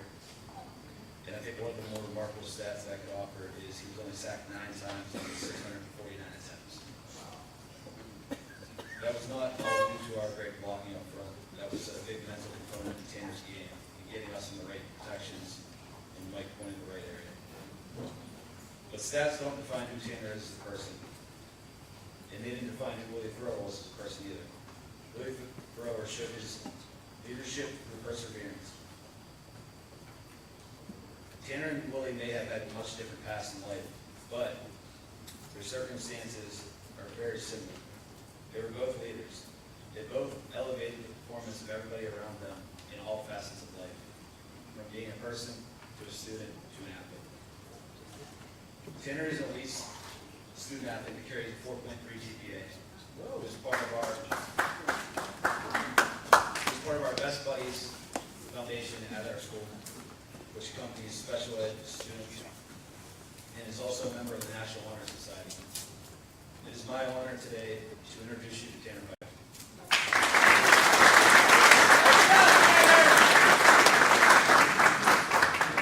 Thank you very much for those words. I appreciate it a lot. Hello, everyone. My name is Tanner Pfeiffer. I'm from Bethel, Pennsylvania. First off, I'd like to thank God for this opportunity, blessing us all for being here together to celebrate Willie Thrower and the quarterbacks against these 5 tables. Next, I'd like to thank the Willie Thrower Committee and the Thrower family for putting together such a special event where we can all enjoy this evening. I'd also like to thank my parents and Coach Peckage for everything they've done for me over these past years to get me to this point where I am. This award is an absolute honor to be nominated for. Willie Thrower made himself a part of history forever. He was born here in New Kensington and went to play Division I football for Michigan State University.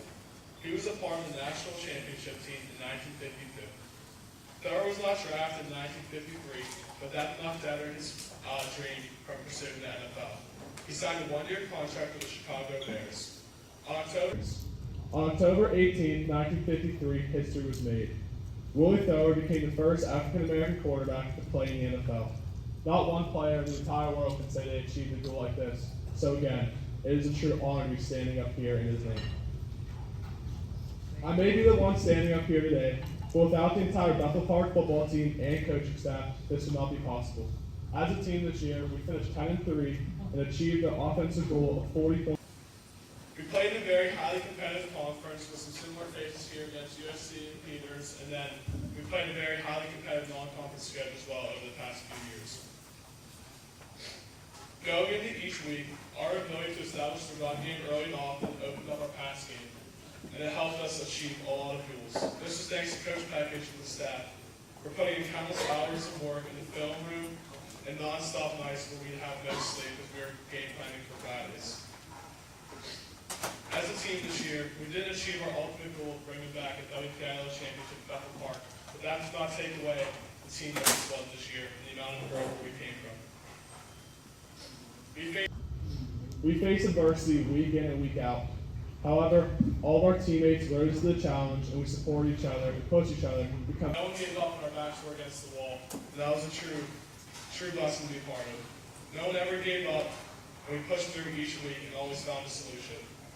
But not only did we push each other on the football field, but we did it with life outside of football.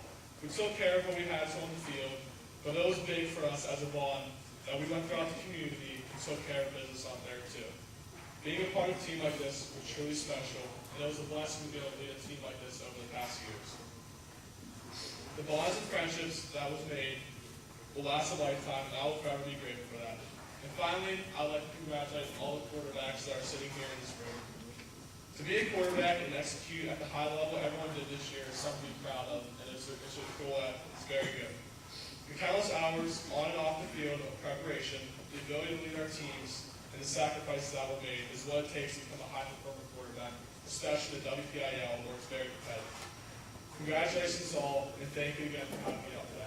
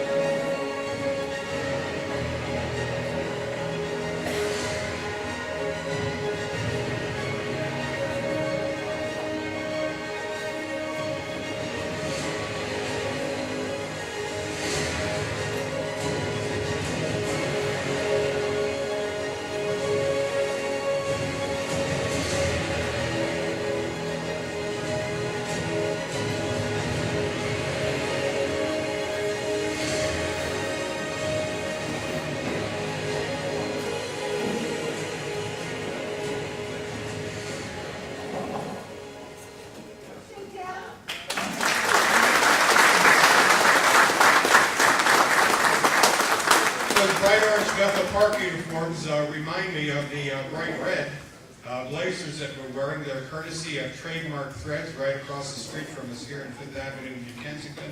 They also provided the hoodies for our finalists this afternoon, and they've been very supportive in what we've done over the last 5 years. So Trademark Threads, we thank you for all you've done for us. Next, the only quarterback in WPIL history who has passed and rushed for over 1,000 yards in 3 different seasons, and he and his teammates own 2 WPIAL championship rings. Let's call on Matt Sig from Fort Cherry High School.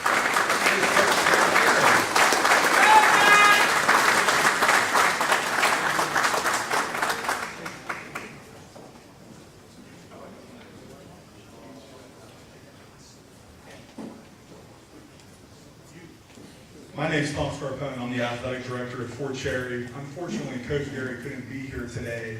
His wife is currently in labor right now. So he passed on some words that he wanted me to share with you regarding that. Now, a couple months ago, whenever Matt was given this nomination, a good friend of mine, Mike Azadian, showed up at Fort Cherry. We go back 20 years ago whenever we were in college. It was our first job together in college. And this familiar face looks up, he shows up at Fort Cherry High School, and he had the red coat on. And I go, that can't be Captain Kangaroo, but that is Mike Azadian. First off, I want to thank Willie Thrower Award Foundation and the Willie Thrower family for having us here today. The impact Willie Thrower had on this game, being the first African-American quarterback in the NFL, is monumental and something this area takes pride in. Only through his junior year, Matt has left a legacy not only at Fort Cherry, but on all Western Pennsylvania football. His accomplishments on the field speak for themselves, but it's the person that Matt is off the field that makes him one of a kind. Matt is an exemplary student who leads by example in everything he does. He's humble, coachable, and always eager to improve. His natural ability started him on the right path, but his work ethic is second to none. Eager to accomplish even more with his senior year quickly approaching, it's amazing to reflect on all that he has accomplished so far. Matt is a two-time WPIL champion, and at Fort Cherry High School, we have a plethora of past great athletes that have walked the halls at Fort Cherry. Perry Kemp, who played for the Green Bay Packers. Marty NFL teams. Mike Brunella, who at one point was the Whitfield leading rusher all time. And Marvin Lewis, who's the coach of the Cincinnati Bengals. Only Matt, out of all of those great athletes, has won not only one Whitfield title, but 2 Whitfield titles. Matt also is a 3-time PA News All-Academic Team, 2-time Class A winner, 2-time member of the Fab 22, 2-time member of the Terrific 22, 2-time Observer Reporter Player of the Year, 2-time Penn Lab All-State, 2-time Willie Thrower Award nominee, 2-time Black Hills Conference MVP, 2-time Cover 3 Athletics Class A Player of the Year, 2-time member of the Pittsburgh Post-Gazette Terrific 22, Pittsburgh representative at the Nike Next One Showcase in New Orleans. He was the second player in Whitfield history to join the 4,000 passing and 4,000 rushing club, second to Terrell Pryor. First player in Whitfield history to pass and rush for 1,000 yards 3 consecutive years. First player in Whitfield history to pass for 4,000 career yards and rush for 6,000. He's the first player in Whitfield history to pass for 1,000 and rush for 1,000 as a freshman. Also, we're fortunate enough at Fort Cherry to have him play in other sports. He was a 3-year starter on the basketball team where they won back-to-back-to-back section titles. He made All-State in baseball, led him to the first section title last year since 2013. He's a WPIL and PIAA champion on the 4x100 relay team. Already as a junior, he has committed to Penn State. The helicopter has been to Fort Cherry several times over the last couple of years. So he has so much to show for in 3 years, and there's still more to come. It's my pleasure to introduce to you Matt Sig.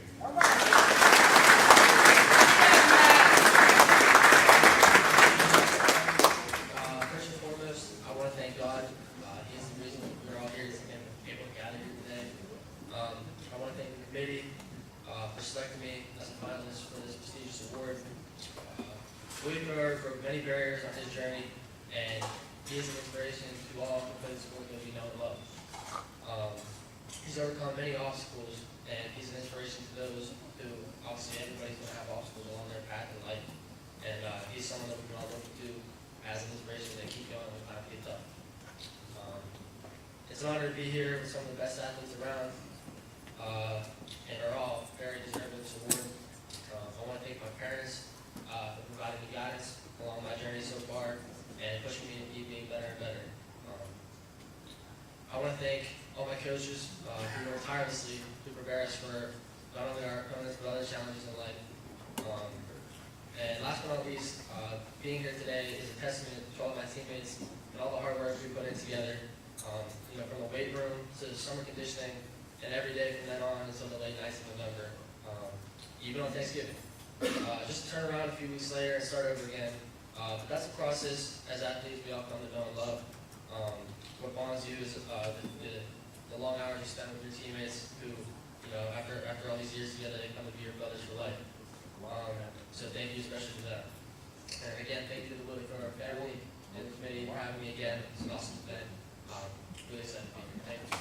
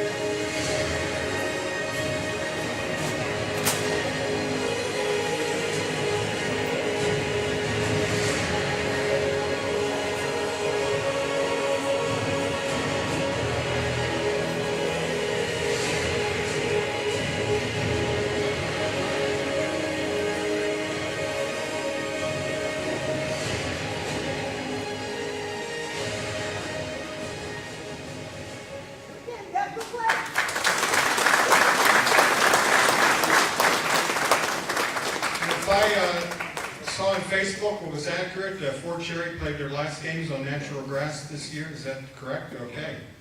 Well, congratulations. You'll get to play on some turf next year. All right. And by the way, the highlight packages have been put together by Mr. Rick Shaner, Valley High School faculty member. Mr. Shaner, thanks so much for coming.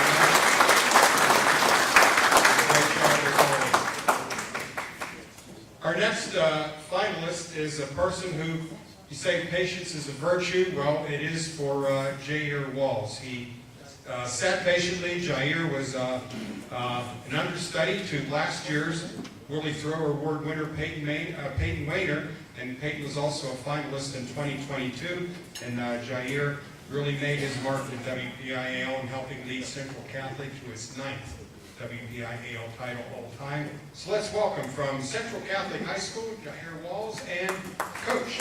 Let's go, Jair!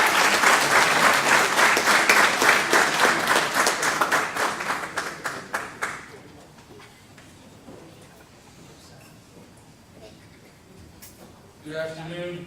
Appreciate you having us all here today. Just on behalf of myself and Jair and Central Catholic, congratulations to Tanner and Matt and Joey and Nolan. You guys had a great year. Hats off to you and your coaches. Got a lot of appreciation for your game. You guys are well deserving of being here as well as Jair. Thank you very much to the Willie Thrower Committee and the Foundation for putting on another great clinic here, or luncheon today for the boys and all the players. It's been really, really nice. Was able to do this last year, and it just keeps getting better, so thank you again. Statistics are obviously a big part of playing the position of quarterback, and we've learned a lot about today, about Willie Thrower and what he had to go through just on his journey, being a quarterback in the NFL and everything that it takes. The one thing, that you heard a lot is, resiliency and resolve, and I think, I don't think anybody really embodies that more than Jair. In today's day and age, when I think kids are a lot in, instant gratification. Not a lot of kids sit. He was a one-year starter. Was able to, get us to the state championship for the first time in 9 years. He is the first African American to win a Olympic championship at Central Catholic. And he really, made his mark every single week. We opened up the season, 0-2, not a way he wanted to start, but we opened up with the number 7 team in the country, the St. Francis Baltimore coming in, and it was a big feat to say the least, and 95-degree heat on a Saturday. And I'm a big believer that if you want to have a tough football team, you have to have a tough quarterback, and I really do think we have.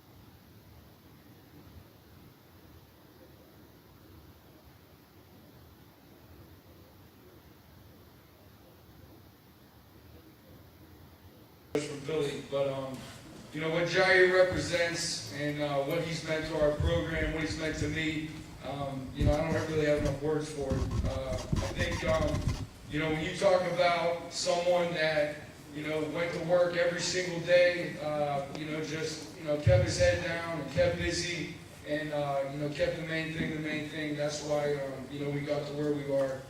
He made sure that the culture of our locker room really exudes in the hallways of our school, and he does a great job every single day. He's been a great leader for the guys coming back, and the guys in our quarterback room that we have coming back next year.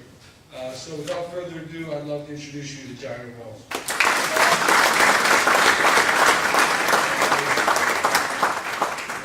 Good afternoon. I want to start off by thanking my Lord and Savior Jesus Christ. Without him, none of this would be possible. None of us would be here today, so start off by thanking him. I want to shout out my parents and family just for being there for me throughout all the tough and sleepless nights throughout my journey. Key people throughout my football journey were my coaches and teammates and my trainers. Just them being there for me and seeing my talents and just, helping me out throughout the way definitely meant a lot.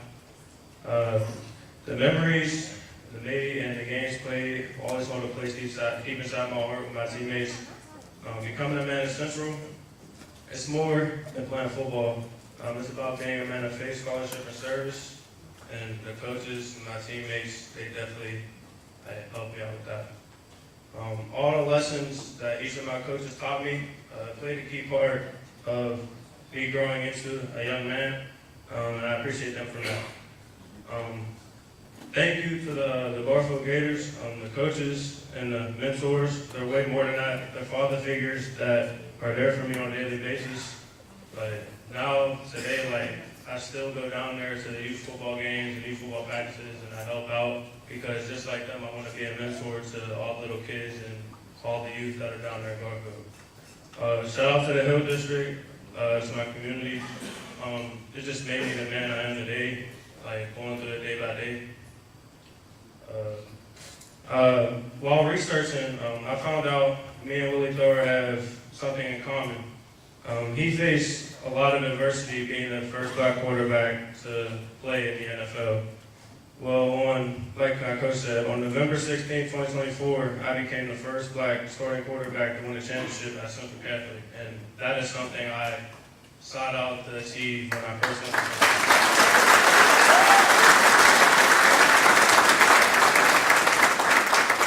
Willie Thor, he was definitely an inspiration to what I did after researching for this, because I knew about the award. So my journey was different. I didn't start any of the years. I didn't start 3 years at my school. So all the goals that I set out, it was pretty tough to achieve them in 1 year. So I really was inspired by his story and all the adversity that he faced to achieve his goals. I want to thank you to the Willie Thor Award Foundation for considering me for this award. And I want to thank all of you for coming out and supporting me and all the other quarterbacks with what we did and all the hard work and talent that we did to get here. Yeah, thank you all for coming out, and that's it. Thank you.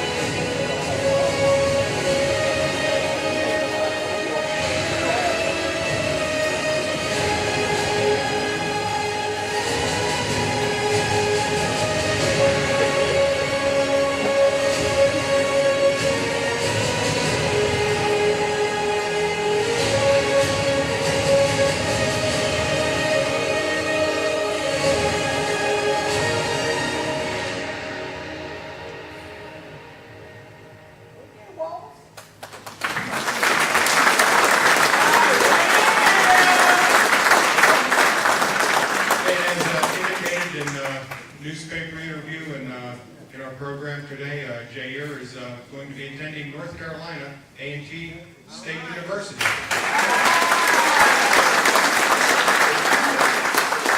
And that takes his goal of wanting to attend an HBCU college, so best wishes. Next up is our keynote speaker, who is now the head coach of one of the WPIAL's most storied programs.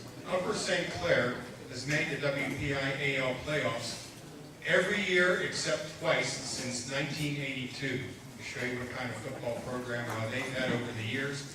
And Mike Junko, our keynote speaker, talk about the Steelers only having 3 coaches since 1969. Upper St. Clair has basically had 3 coaches in about the same amount of time. Not only Mr. Junko, but his followers, Coach Moore and Coach Render. Upper St. Clair is second all-time in WPI AL winning percentage next to Central Valley, a school that's only been around for about 15 years. And Upper St. Clair football attained 500 victories in just 64 years. And you compare it to some of the great football programs, it took Freeport 87 years to win 500 games. It took North Hills 80 years to win 500 games. And it took Shaneside Academy over 100 years to win 500 games. So that goes to show you what kind of accomplishments Upper St. Clair High School has. So let's now introduce the man we first met, our first banquet, who had one of his players here as our finalist, and we enjoyed his talk so much we wanted to invite him back someday as a keynote speaker, and today is that day. So let's call on Coach Mike Junko from Upper St. Clair.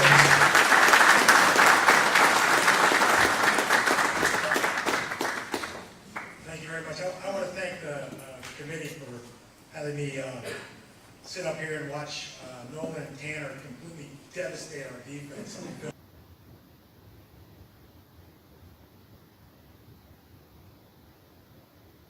Rates are real low right now. It's a great time to get a home. If your parents are looking, Upper St. Clair's got a lot of great houses.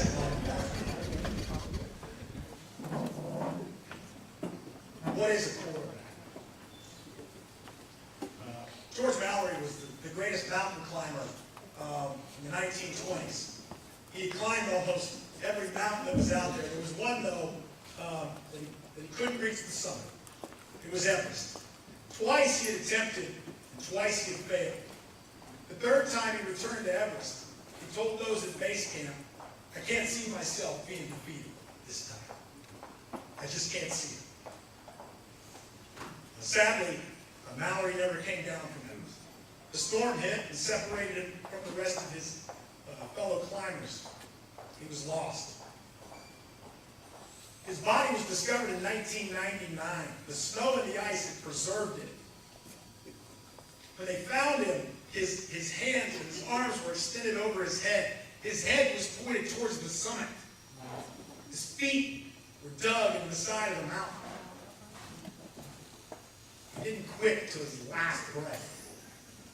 His last breath, he continued to climb. There was a banquet that was held back in London, his fellow climbers, and at the banquet, very similar to this, there was a giant picture of Everest. And one of his close friends and his fellow climbers stood up to toast the fallen Mallory, and he said the following. He stared at the picture of Everest. He said, "You've defeated us once. You've defeated us twice. You've defeated us 3 times. But I make you this promise, Everest. We will defeat you. Because you can't get any taller, and we can." Now that's a quarterback. Your coaches knew a long time ago, I don't know when it was, but they looked at you, they watched you, they saw you pivotal when you were a freshman. And they looked at you and they said, "That one right there, that's a quarterback." They knew. Winston Churchill, great Prime Minister of Great Britain, that saw that country through World War II, the last country to be able to stand against the Nazis, was invited to come and give the graduation speech in Oxford, one of the finest universities in all the world. It was rather ironic because you see, Churchill had failed the 8th grade 3 times. He could hardly read, he could hardly write. When Churchill arrived at that ceremony, he brought with him all of his props, the top hat, the cigar, the cane. When they introduced him, he came to the front and they cheered. This was their hero, the great Winston Churchill. He took the top hat off, he put the cigar in the ashtray and laid the cane against the podium. He stared out in the crowd and said, "Never give up." A silence went over the crowd. And he thundered out again, "Never give up." took the top hat, put it on his head, a cigar, came, returned to his seat. The speech was over. Now that's a quarterback. You have, at some point, your coaches saw that the rest of your teammates responded to you.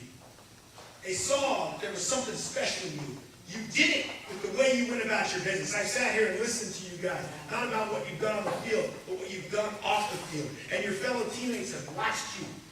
They've learned from you. They've absorbed that. You know, that's what Churchill had. It didn't have to be a long speech, right? Never give up. And his country followed. There's a great violinist, his name is Esau Perlman, and he was giving a concert in 1995 in New York. If you know anything about Perlman, you know that he was stricken with polio as a young child. He could hardly walk, but he refused to be wheeled onto the stage. And so he had 2 crutches and braces. And as the crowd waited for him to reach the chair in the middle of the stage, he took those crutches and slowly made his way across the stage. Finally arriving at his chair, he unbuckled the braces, put his crutches on the chair next to him, put one leg under the chair, the other extended, grabbed the violin off the ground, and put it under his chin. He began to play on this day in 1995, and something went wrong. A loud snap was heard through the concert hall, and the people in the audience knew exactly what it was. One of the strings of his violin had snapped. They thought, oh my goodness, now what, right? We're going to have to wait for Perlman to get up. He's going to have to put the braces on, take the violin to the back, get new string for the violin, because violinists aren't going to change the violin halfway through. They're going to have to tune it. That's not what happened. Perlman closed his eyes. And he took the violin and tucked it under his chin, and he began to play once again. Now, you know you can't play a full concert with 3 strings. I know that can't be done either. But for Perlman, on that night, he refused to believe it. And he began to play. And he played in such a way the crowd had never seen. He was modulating and changing the songs and creating sounds from his violin, the likes of which no one had ever heard before. Tuning and detuning the violin to get those sounds. When he finished, the crowd sat in silence. They didn't even go on their feet cheering. They couldn't believe what they had just seen. And then they rose to their feet to thunderous applause. A true master, a true virtuoso. Perlman fixed his braces and walked to the microphone that was at the front of the stage. And he simply said humbly, sometimes it's the artist's task to find out how much music you can make with what you have left. A man stricken with polio with only 3 strings had just had one of the most amazing concerts anyone had ever performed. How many times you find yourself out there as a quarterback, right? When things don't go right? You're here today because that's when you make plays, right? Yes, our coaches are really good. We draw those plays and we have it perfectly. We explain and we teach. It's the great ones. When things go wrong, you make it right. You're an eraser, right? Coaches love those kind of quarterbacks. That's why you're here, because of that ability. There's a 34-year-old school teacher by the name of Joshua Chamberlain from Maine. It was the 1860s and the Civil War had just broken out. And so Joshua decided that he was going to go and sign up to be a part of the Union Army. He went to his local recruiting office, and when he got there, they said, oh, good, we're going to make you a colonel. Well, not because he had any skill or was ever in the military before, it's because he was the first one to show up at the recruiting office. They put 1,000 men under his charge. 1,000 men that he began with when he was assigned to a town, to defend a town here in Pennsylvania called Gettysburg, he went in with only 300 left into Gettysburg. They put him on the side of this hill, and they gave him orders. They said, we want you to construct a wall on this hill.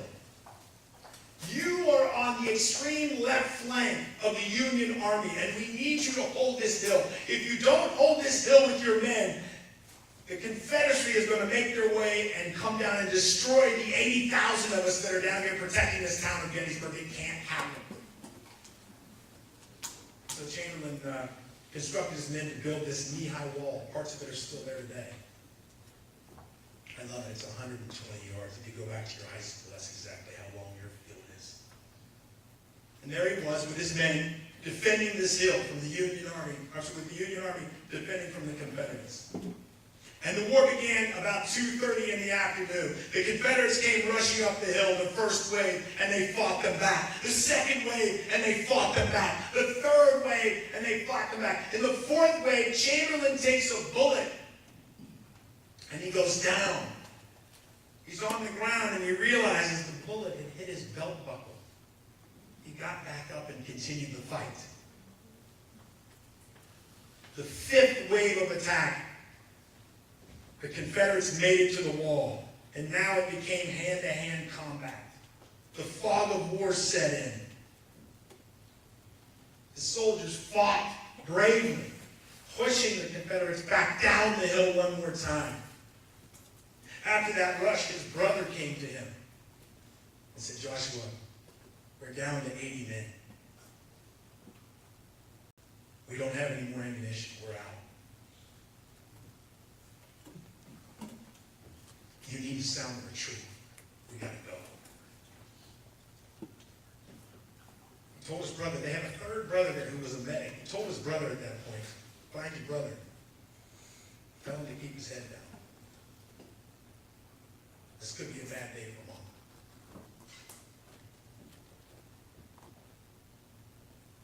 He turned to his sergeant, and he told the sergeant, tell the men to collect the ammunition from the dead and wounded. The sergeant said, we already did that. There is no more ammunition. He said, well, tell the men to fix bayonets. And the sergeant gave the order. You could hear along that wall, the steel on steel, the bayonets going into the rifles. Ching, ching, ching, ching, ching. He then instructed the sergeant, tell the men to perform a great right wheel, starting with the left. The young flag bearer was there. He said, what's a great right wheel? The sergeant said, this man's fixed to charge down this hill. Before you knew it, Chamberlain was on the wall, yelling out, charge! His soldiers, all 80 of them with their bayonets, started to make their way down the field. The Confederates were at the bottom, looked up and saw this and thought, these can't be the guys we've been fighting all day long.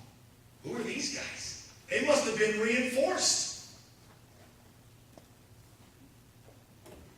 When they got to the bottom of the hill, they found the Confederates dropped their guns and ran. Those that did stick around surrendered. In fact, one of the privates of the Union Army was down there, and he had about 20 of these guys, and he was holding his gun out at them. And Chamberlain came home to him, and the private said to Chamberlain, sir, I don't have any bullets in my gun. And Chamberlain said, well, don't tell them that. Now, why do I tell this story? Something, had the South won that hillside and gained the left flank, they would have come down and taken Gettysburg. And if they took Gettysburg, there's a good chance the South would have won the war. Now, some think that there would be North and South, right? You just have a country in the North, a country in the South. That's not the case. If the South had won the war, yeah, we'd have the North, yeah, we'd have the South, but you'd also probably have Texas breaking away. And then those southwestern states, they probably would have broken away too. Up in the Northwest, they would have broken. There are those who say even Canada might have split into three had the South won. So I ask you, who would have been there to stand in the breach when Hitler made his march across Europe? When Hirohito went through Asia? The United States wouldn't have been there. And why? Because of a 34-year-old school teacher said charge. Now that's a quarterback, right? So you guys are here today, and you've done incredible, amazing things. We are in awe of the young men that you have become. But I'm here to tell you, there's more to do. There's a lot more to do. See, I'm a teacher, a history teacher, if you haven't figured it out. And I laugh when people say to me, you know, oh boy, these kids today, boy, we're in big trouble. No, we're not. We're in good hands. We're in very good hands. Because there's quarterbacks out there. Right? I watched earlier as George was introducing all these people that are in this room, the dignitaries. There's a lot of quarterbacks in this room. A lot of people that can make a difference. If you don't start making that difference, just because you come here and get a reward, that's great. You have a lot more to do. Why? You've been blessed. Your parents saw it in you. Your coaches saw it in you. And it's your responsibility. It is your duty to go out and lead. Lead in the way that Chamberlain led that army down that hill.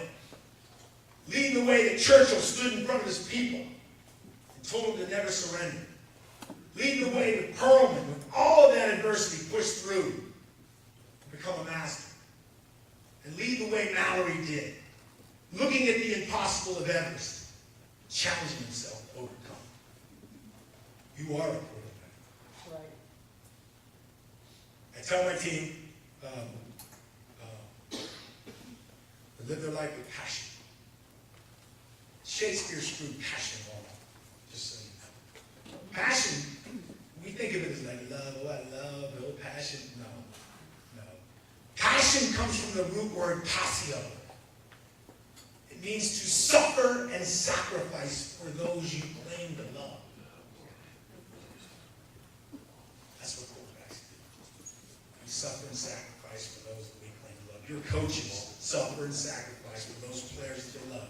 All the school boards, all the parents, all the people that are critical on Friday night, they do it because they love you. And one day, it'll be your chance to give back. Do the same. Congratulations to the young men here that have been brought by the Willie Thrower Committee. Thank you for giving me the opportunity to come back and speak. Don't ever forget, you're a quarterback, and you'll be one for the rest of your life. Thank you.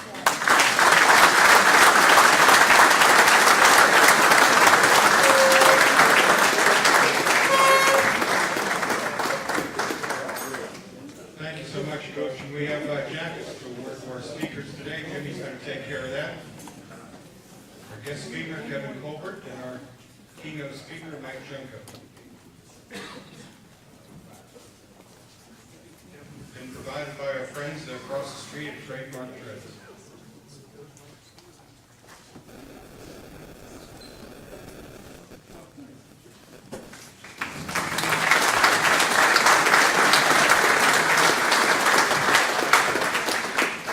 Let's not hesitate to thank our chef today, Carlos Cimino. Great spread for us today. He and his staff. Wonderful job as always. Well, are we ready?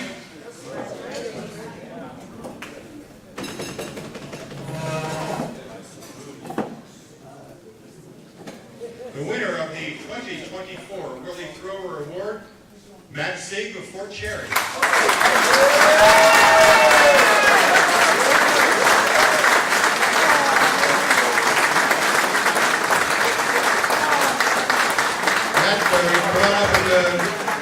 Say a few words, meet the Thrower brothers, and afterwards, Joe Rhodes from High Top Sports will need you for an interview, and after that, Paul Alexander's arranging for an interview on KDK Radio for you. So Matt, take it away. Wow. I just want to say thank you. I mean, obviously, this is an amazing, tremendous award. Super happy. Again, I just want to thank you to our parents, the whole Fort Cherry school district community, and the people that make the sacrifices so that we can play and be successful. Thank you for that speech too. That was very powerful. I'm just super excited. Lots of words, kind of. Thank you. And I know me and Nolan want to shout out whoever made the cake.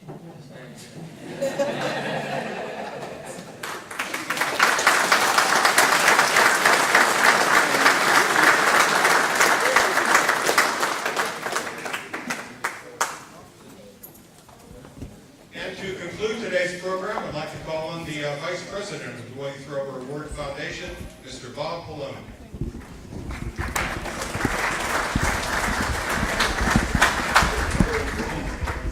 So I know I'm last between the exits, so I promise that I'll be brief.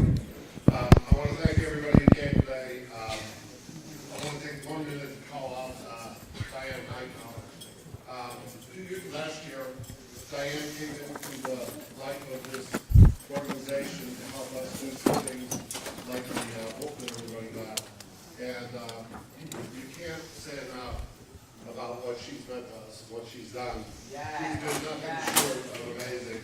And we don't give her as much credit as we should and we could. And Diane is super, and I hope she continues to come and stay on with us.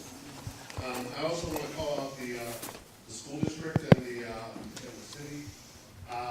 We can't thank the superintendent of the New Canton School District enough for what he does for our foundation with so many things he can do, from providing fields and things for our clinics and things of that nature. Mr. Shader, who's a teacher, is here on his own private weekend time. Mr. Shader does not get paid for this. He volunteers for this. He's a school teacher down at the school district. Can't say enough for what the school district does for them, for us. We appreciate that. Shout out to all our friends from J.T. Thomas, Sam Clancy, Daryl Porter, Coach Lloyd, Olympus Energy, the people that mean so much to this organization. I didn't name them all. But these guys are what allows us to do what we do, and we hope they're going to stay a part of this going forward. B.B. Plenary. B.B. had to take a slight hiatus from the board for a while. He's back. The people in New Kensington know B.B. We know what he's meant to the city and what he did with basketball and good game. But what he means to our organization is unbelievable, and we really appreciate it. You're going to be on the radio today with Paul Alexander. That's when B.B. set that up, and those are the kind of things he's doing for us where we go.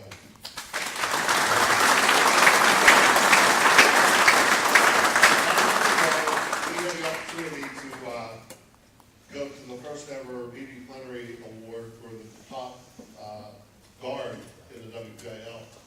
And we were there, and I just have to, I have to use it because it's still one of my favorite things. We've been going to a lot of different things, the organization.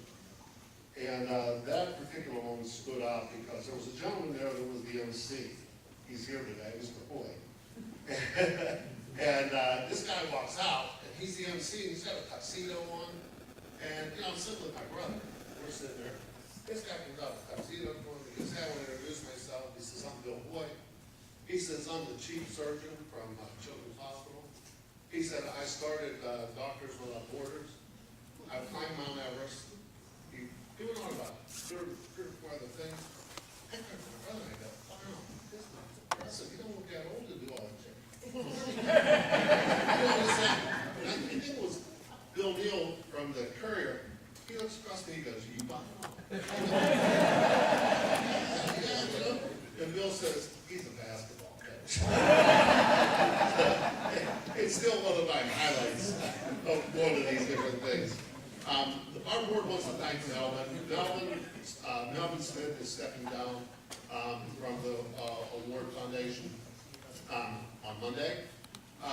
He's started us, got us going for the last 5 years. Melvin, thank you for everything you've done.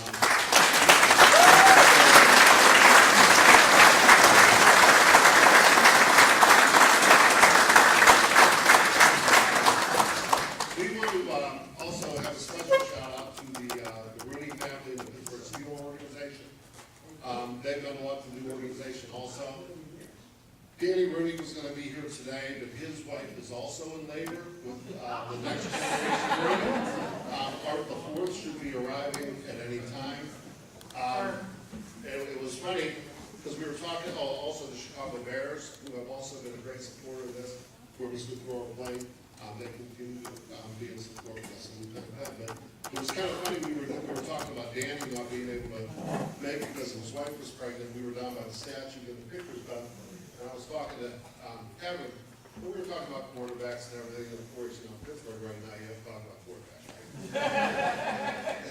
So Kevin reaches over and he goes, hey, do these throwers have any sons? I go, no, Kevin, that ain't gonna work. They don't want to play quarterback. And then I was sitting in the back there, and we were watching, and everybody else was watching all the great things you quarterbacks were doing, but Kevin, I was watching you. He was studying those game films. I'm thinking, holy shit, he's going to go tell Tomlin something to these guys.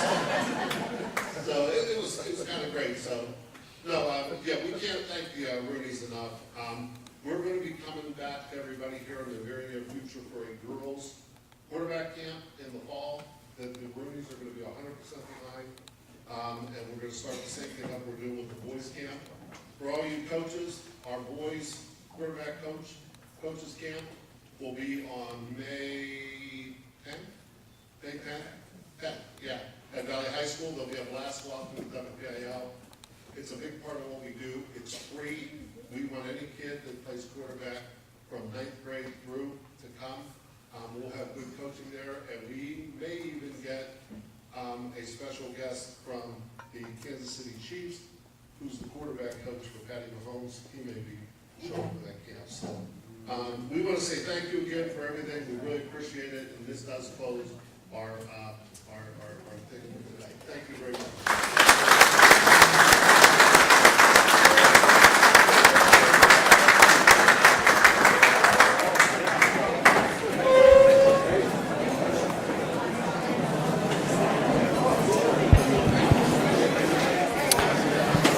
And that will conclude today's festivities. Matt will join us. Matt Sieg, the 2024 winner, will stop by here momentarily, and we'll chat with him.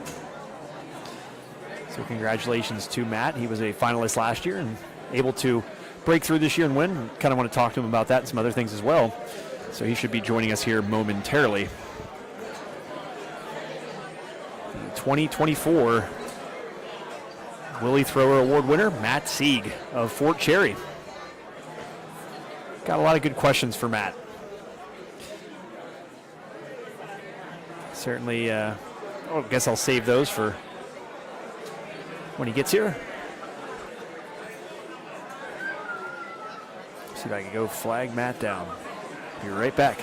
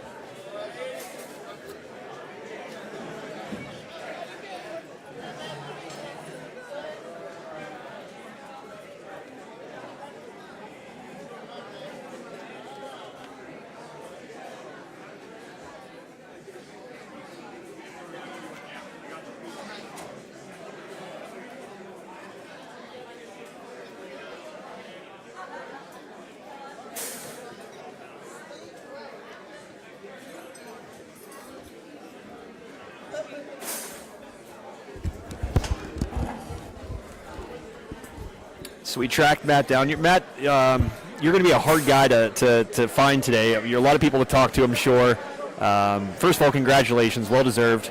Let me turn you up there a little bit. Can you give me a little test there, Matt? Test. There we go. But again, congratulations. My first question, and this is the first thing that jumped out to me whenever I, was looking at the finalists this year. A finalist last year, you broke through this year. You're a competitor. You're probably going to say that, if you didn't win, it wasn't the end of the world. You're probably happy with what you'd accomplished. But coming back a second time, were you a little more motivated and hoping that you won this year a little bit more maybe than last? Definitely. I mean, last year was a great event. Same thing as this year. I was happy last year being here and, not winning. Obviously, it went to a great candidate in Peyton Wayner. Obviously, a great player. But obviously, that kind of losing always leaves a sour taste in your mouth a little bit. So definitely a little bit more motivation going into the offseason and to put in extra work. And this year, to be able to win, it's a great honor, and I'm super happy. And again, just really honored to be able to have my name up there with Willie Thrower. Matt, the first thing that jumped out to me, I've been following this for the last few years. You played a single A school, and I'm sure a lot of times you feel like you get overshadowed by some of those larger, 6A, 5A, even 4A. You're the first guy, I believe, below 4A to win this award. You look at the past winners, Caden Olsen and Armstrong. We have Central Catholic. You also have Pine Richland, Fort Cherry. Do you take a little bit of pride in that fact right there? Definitely, yeah, that's pretty cool. I mean, Fort Cherry is such a special place to me and my family. My mom and her family has always been from there. So to be able to share this type of success with that community and the friends that I grew up with, super, super special, and just super grateful to be a part of all of it. Listening to your speech was a lot of fun because you kind of alluded to some things that kind of shed some light on the competitor that you are. And that's always fun for me. I love sports. I'm around it. I've always been around it. I continue to be around it. And you said something up, and I don't want to paraphrase it exactly, but you kind of alluded to the work not being done. You're a junior. Obviously, there's another year ahead of you. What does something like this do for you going into next season? I'm sure it's a little bit of a motivator, but you're certainly not going to rest on your laurels just because you won this award. Definitely. It just all it does is raise the bar. So, I mean, obviously there's one more year and a lot more work to be done. So it's just a testament to what has been accomplished so far, but you can't hang your hat on that. And at the end of the day, you got to go back to work and keep trying to get better. Matt, you're a high school student. I'm not going to sit here and ask you all these trivial questions. I got to have a little fun with you for a second. You're number 3. Yes, sir. Why number 3?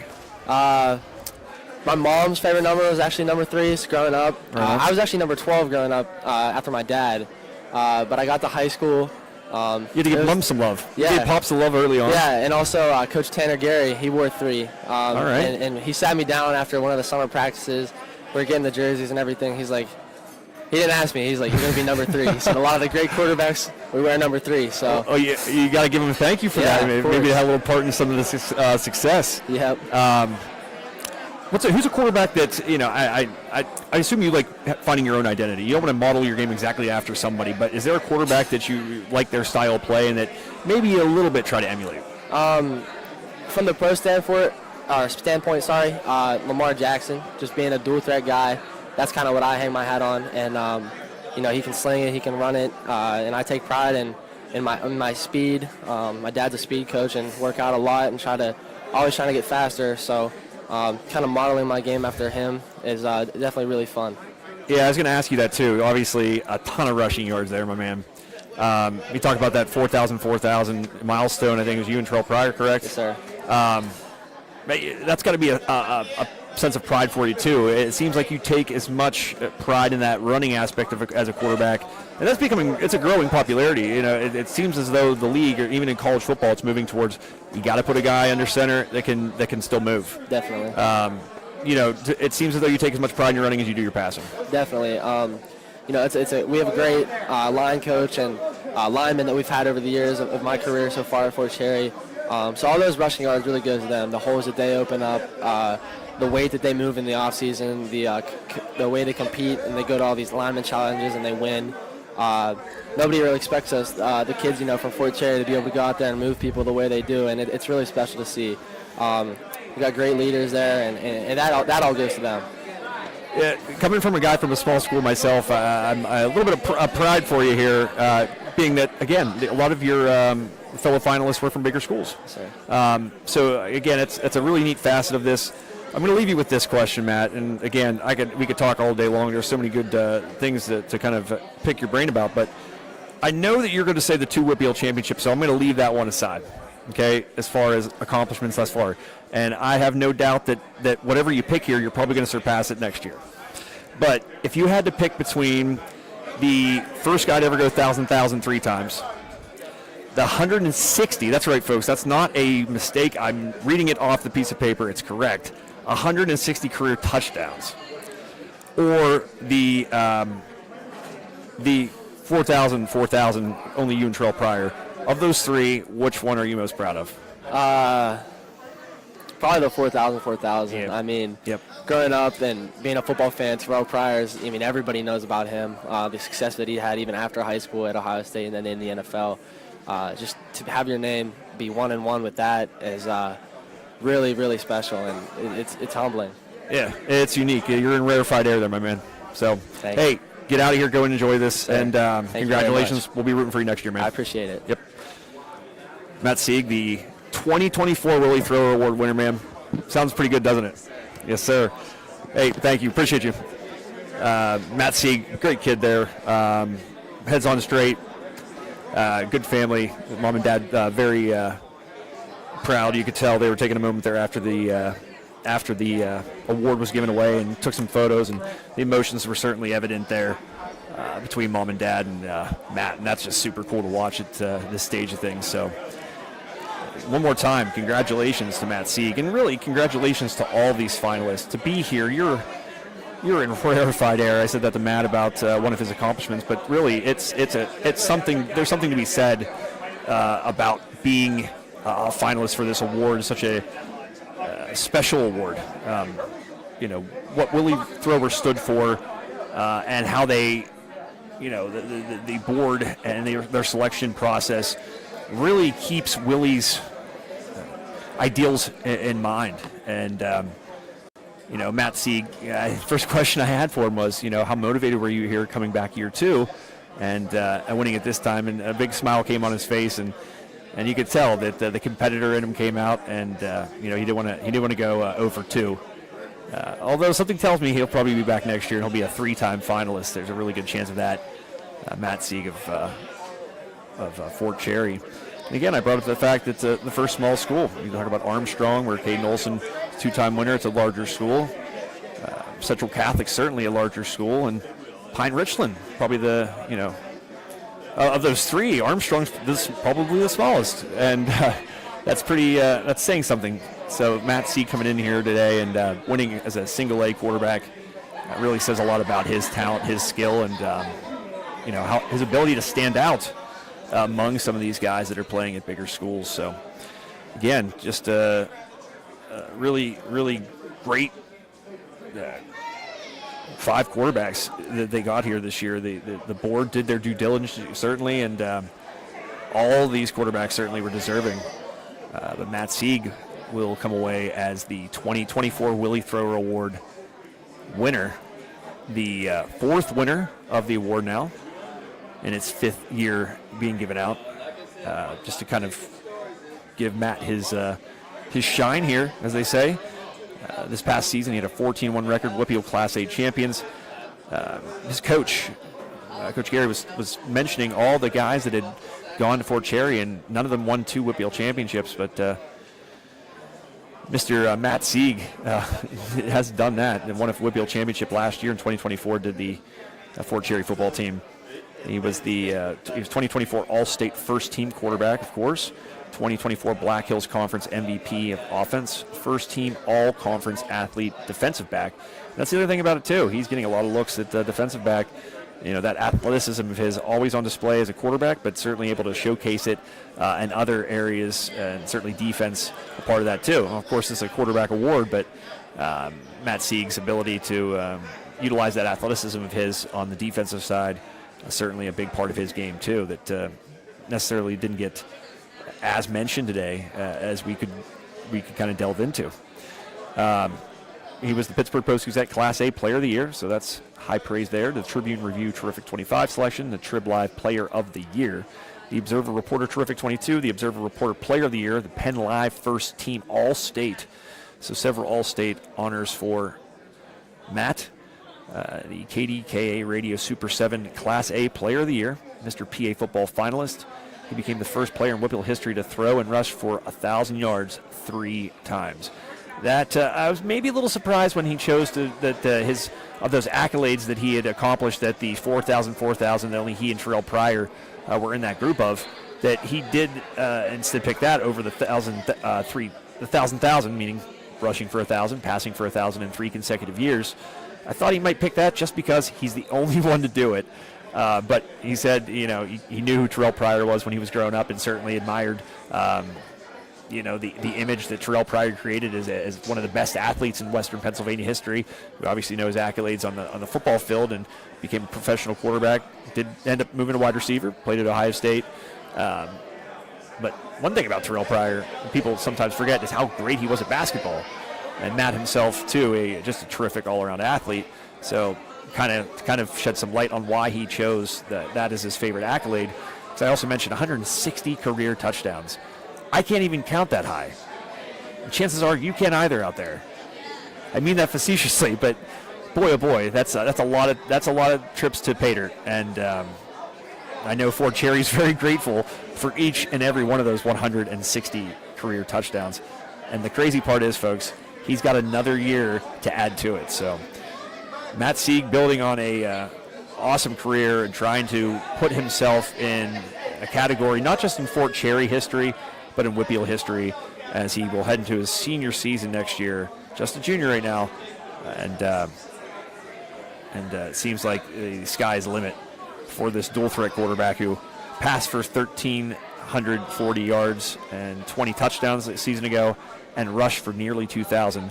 He gained 1,840 yards on the ground and 32 touchdowns on the ground. So, doing quick math there, folks, not that hard. That's 52 touchdowns that Matt Sieg was responsible for a season ago. So, congratulations to him. I would be remiss if I did not thank or did not congratulate Tanner Pfeiffer of Bethel Park, senior quarterback. His career obviously done, but this was a nice way for that young man who had a tremendous career to be a finalist here. Certainly that in and of itself an honor. Nolan DeLucia, he was in the same boat as Matt, where he was here for a second straight time, and unfortunately for Nolan, he was not the choice, but just like Matt Sieg, he is a junior, so there's a really good chance you could see both of those guys back for a third straight year, which would be unprecedented and not outside the realm of possibility. So again, congratulations to Nolan and Peters Township for their success on the gridiron here the last 2 seasons. They were a Whippeal 5A finalist this past year in 2023. Peters Township, of course, the Class 5A champion. Joey Filetsky, he had a really good speech up there.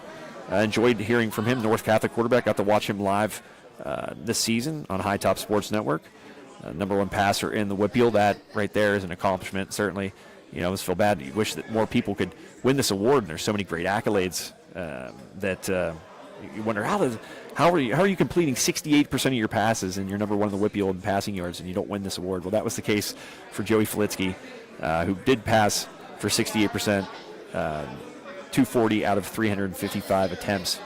That's just mighty, mighty impressive right there. And #1 in passing yards in the Whippeal. That's not just his classification, that's the entire Whippeal. So unbelievably impressive numbers there by Joey Filetsky. Again, Tanner Pfeiffer, Bethel Park, putting a capper on his career here today as a finalist for this award. 88 career touchdowns, 66 passing, 6,044 passing yards. And always love seeing the academic side of it. He's a 4.3 GPA student, 3 years in National Honor Society. mentor in Bethel Park's Best Buddies program. It's those little things right there that separate these guys. They're not just athletes. They're not just student athletes. They're people too. And when you see them trying so hard to do things positive in the community, you gotta tip your cap to them. And certainly Tanner Pfeiffer, tip the cap to you, buddy. And lastly, Jair Walls, probably the speech that resonated the most with me. The first African-American quarterback at Central Catholic to win a Whitfield championship. And you think how storied that program is. His coach alluded to it, and then he got up on the podium and he alluded to it. And you could tell that it was something that that he was proud of and that he made a goal of his. And certainly Jair Walls' speech really kind of, like I said, resonated. It was if Willie Thrower were here today, 95 years young, he would have certainly felt the same way about that speech as I did. And it was mighty mature what Jair Walls was able to stand in front of everybody and say today. Also, too, you talk about that pride as an African-American quarterback, winning at a storied program like he did. North Carolina A&T State, it's an HBCU institution that he'll be attending, further kind of giving some credence to the importance of, being an African-American quarterback and representing well. And certainly Jair Walls, senior, he will, this is kind of his final swan song, I guess you could say, as well. And, hats off to him. Best of luck for that young man at North Carolina A&T State University next year as he begins his college career there. I see George Guido. George, throw on the headset. Join me here for a second. Yeah. George, before I start talking about this awesome cast of 5 guys, because you guys on the board really do a fantastic job. It's like no stone is ever left unturned when you guys are trying to find these candidates, and that's been the case, and it continued here today.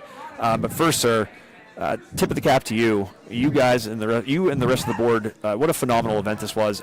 I really enjoyed myself just kind of getting to take in everything, take in the stories, learn a little bit about these players, and really see the work that you guys put in firsthand. So, again, tip of the cap to you guys. What an amazing thing this is, and it seems like it continues to become year after year. Right. It gets a little bigger every year. This is our 5th year, and thanks so much for the kind words. We have, I don't know if you explained it to the audience yet, but we have sort of a thorough determination. We have 2 coaches from each WPIL conference in the City League, and then we get about I think it's 23 people who cover WPIL football on a regular basis to vote. They vote for their top 5, and then the number 1 pick gets 10 points, number 2 pick gets 8 points, number 3 pick gets 6 points, so on down the line.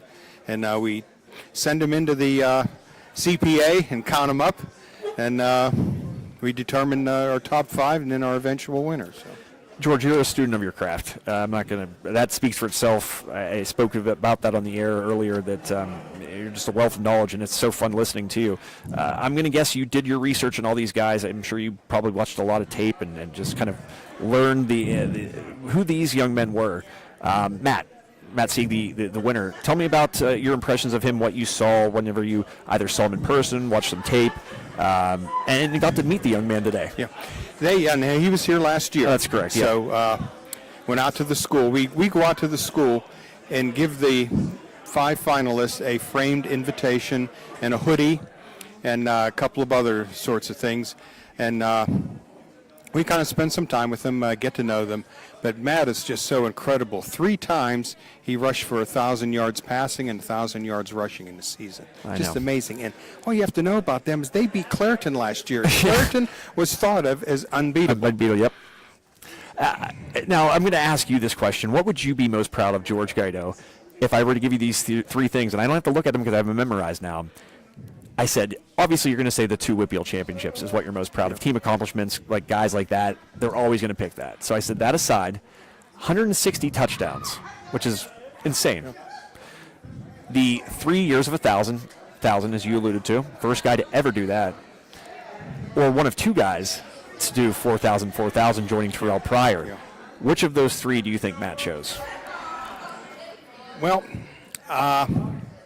other than beating Clairton, yeah, I think that could have been on the list. I think it's the 1,000. Yeah.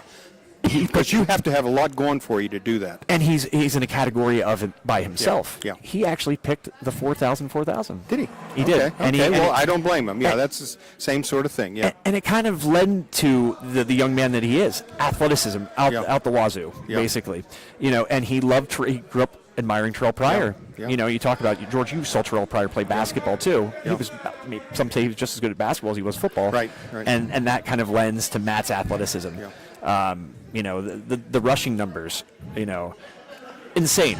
And the best part is, the young man's got one more year left. Too. Yeah, that's just amazing. Well, I'm sure he wants to put the topper on an outstanding career. Well, you got to see Caden Olsen play. I think more than almost more than any living person, other than Frank Fabian, his coach. Frank Fabian and probably Ryan Olsen. Yeah, but exactly, and it's neat because here's something I think would certainly be unprecedented. Matt, there's a very good chance we see Matt here next year as well. Yeah. Again. And there's a really good chance that not just Matt returns for a third straight year, but also Nolan, DeLucia, and Joey Fortsky. Now, Joey wasn't here last year, correct? Right. In fact, he was hurt most of last That's year. right. And then he recovered this year and had a spectacular season. So it was strange how it turned out. We had 3 juniors and 2 seniors. Usually in these sorts of things, you'll have 5 seniors. Right. But this year, and again, it goes to show you how thoroughly our voting goes to vet these candidates. Yeah, because that would be unprecedented. Correct me if I'm wrong. If you had 2 guys that would be returning for a third straight year. Yeah, that's never happened. Of course, it's only our 5th year. But Right. Yeah, that could. But that's something that could probably, though it's early on, that's something that could. That's a stat, I guess you could say, that could carry on for quite some time. Oh yeah. So I wouldn't be surprised, George, if we see both those young men back here next year, based on what we've seen from them already. Absolutely. George, explain the importance of this for you. Again, there were a couple times I was here and I got the chills, hearing and getting to talk to some people and hearing, whether it was Kevin Colbert speak and kind of share his story, or Coach Junko. What does this event mean to you, and how does it continue to kind of grow on you and gain even more importance?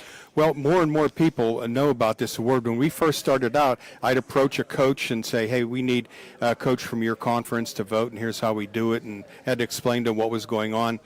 And now when a coach retires or gets let go, we, of course, have to replace him on our panel. Right. So I noticed the last couple of years when I'd approach a new coach or a new coach with a new team, I don't have to explain what's going on. So I think that's noteworthy. Yeah, and it's just neat.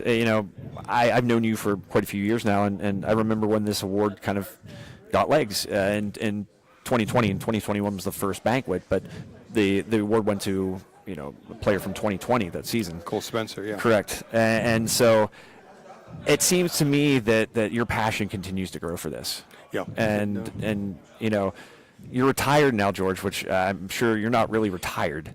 You're still following things probably just as best much. I can, yeah. Exactly. And, we're still we have some things I shared a little bit on the air that we're going to get some things going here in short order. Yeah. But, talk about this, I'm guessing, George, for you, it's hard to stay away from this and not be well informed on high school sports in this area. Yeah.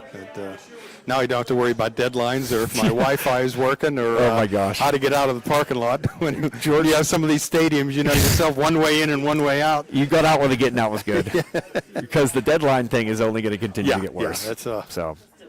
George, again, hats off to you. Hats off to the Thrower family. Right. They're Thanks fantastic. so much to High Tops for coming down here. Thank you. And just a joy being here, just taking it all in. Yeah. Simply sitting back and kind of being a fan for a little bit and getting to listen as a fan. Yeah. It was very unique, very special, and excited for you guys and what will be year 6. Okay. Thank you, George. Appreciate it. Take care. George Guido, Thanks, everybody. Jeff. He needs no introduction. Great way to end our day right on that note. Just a special day. Congratulations to all 5 of the nominees, and special congratulations to Matt Sieg of Fort Cherry, Class A.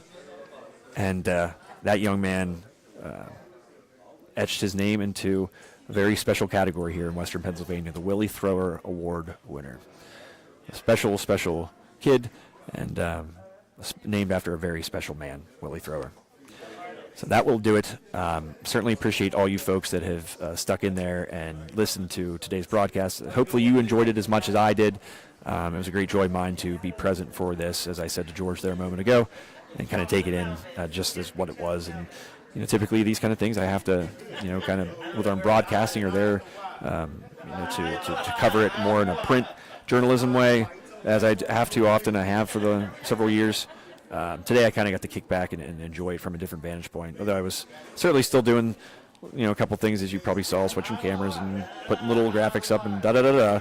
But, I tried to take this in, and the hard work that all these folks are putting in is evident. And if you guys have a chance to help support the Willie Thrower Foundation, I urge you to do so.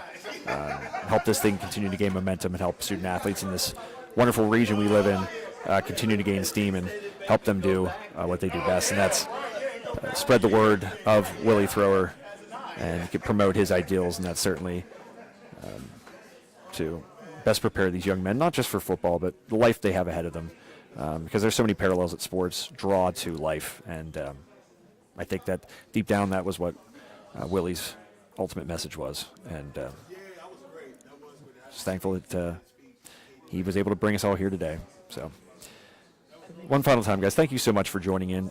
Want to thank you, one quick thank you should go out to Olsen Chiropractic in West Katanning, Pennsylvania, folks. Today's sponsor, allowing big reason why we're able to come here and do this today.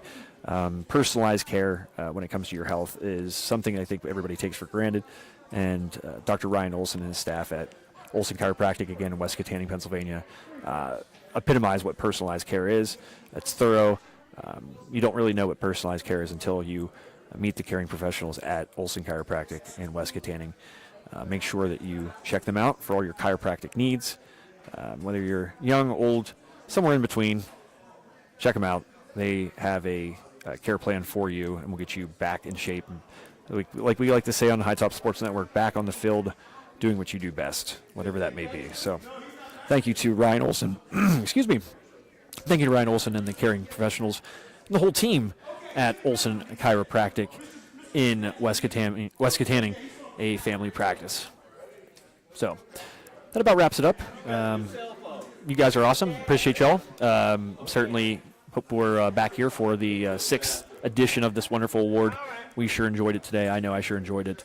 And it was just a day of great celebration, and certainly thankful for all you guys that tuned in and helped make it what it is, because you guys did, wherever you may be, you still helped make it what it is. So thank you for that. I'm going to go golf.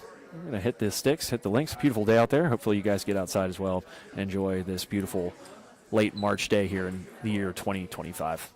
So, and also, too, make sure you follow High Top Sports Network on our website, hightopsportsnetwork.com, on social media platforms, Facebook, Instagram, all that, to see what we got going on. Like I said, we're going to have a show with George upcoming and some other fun things. And, of course, high school sports broadcast, the best form of sports there are. So, one final time, my name is Joe Rhodes. You guys have a great rest of your weekend, and may no train pass you by. We'll see you guys.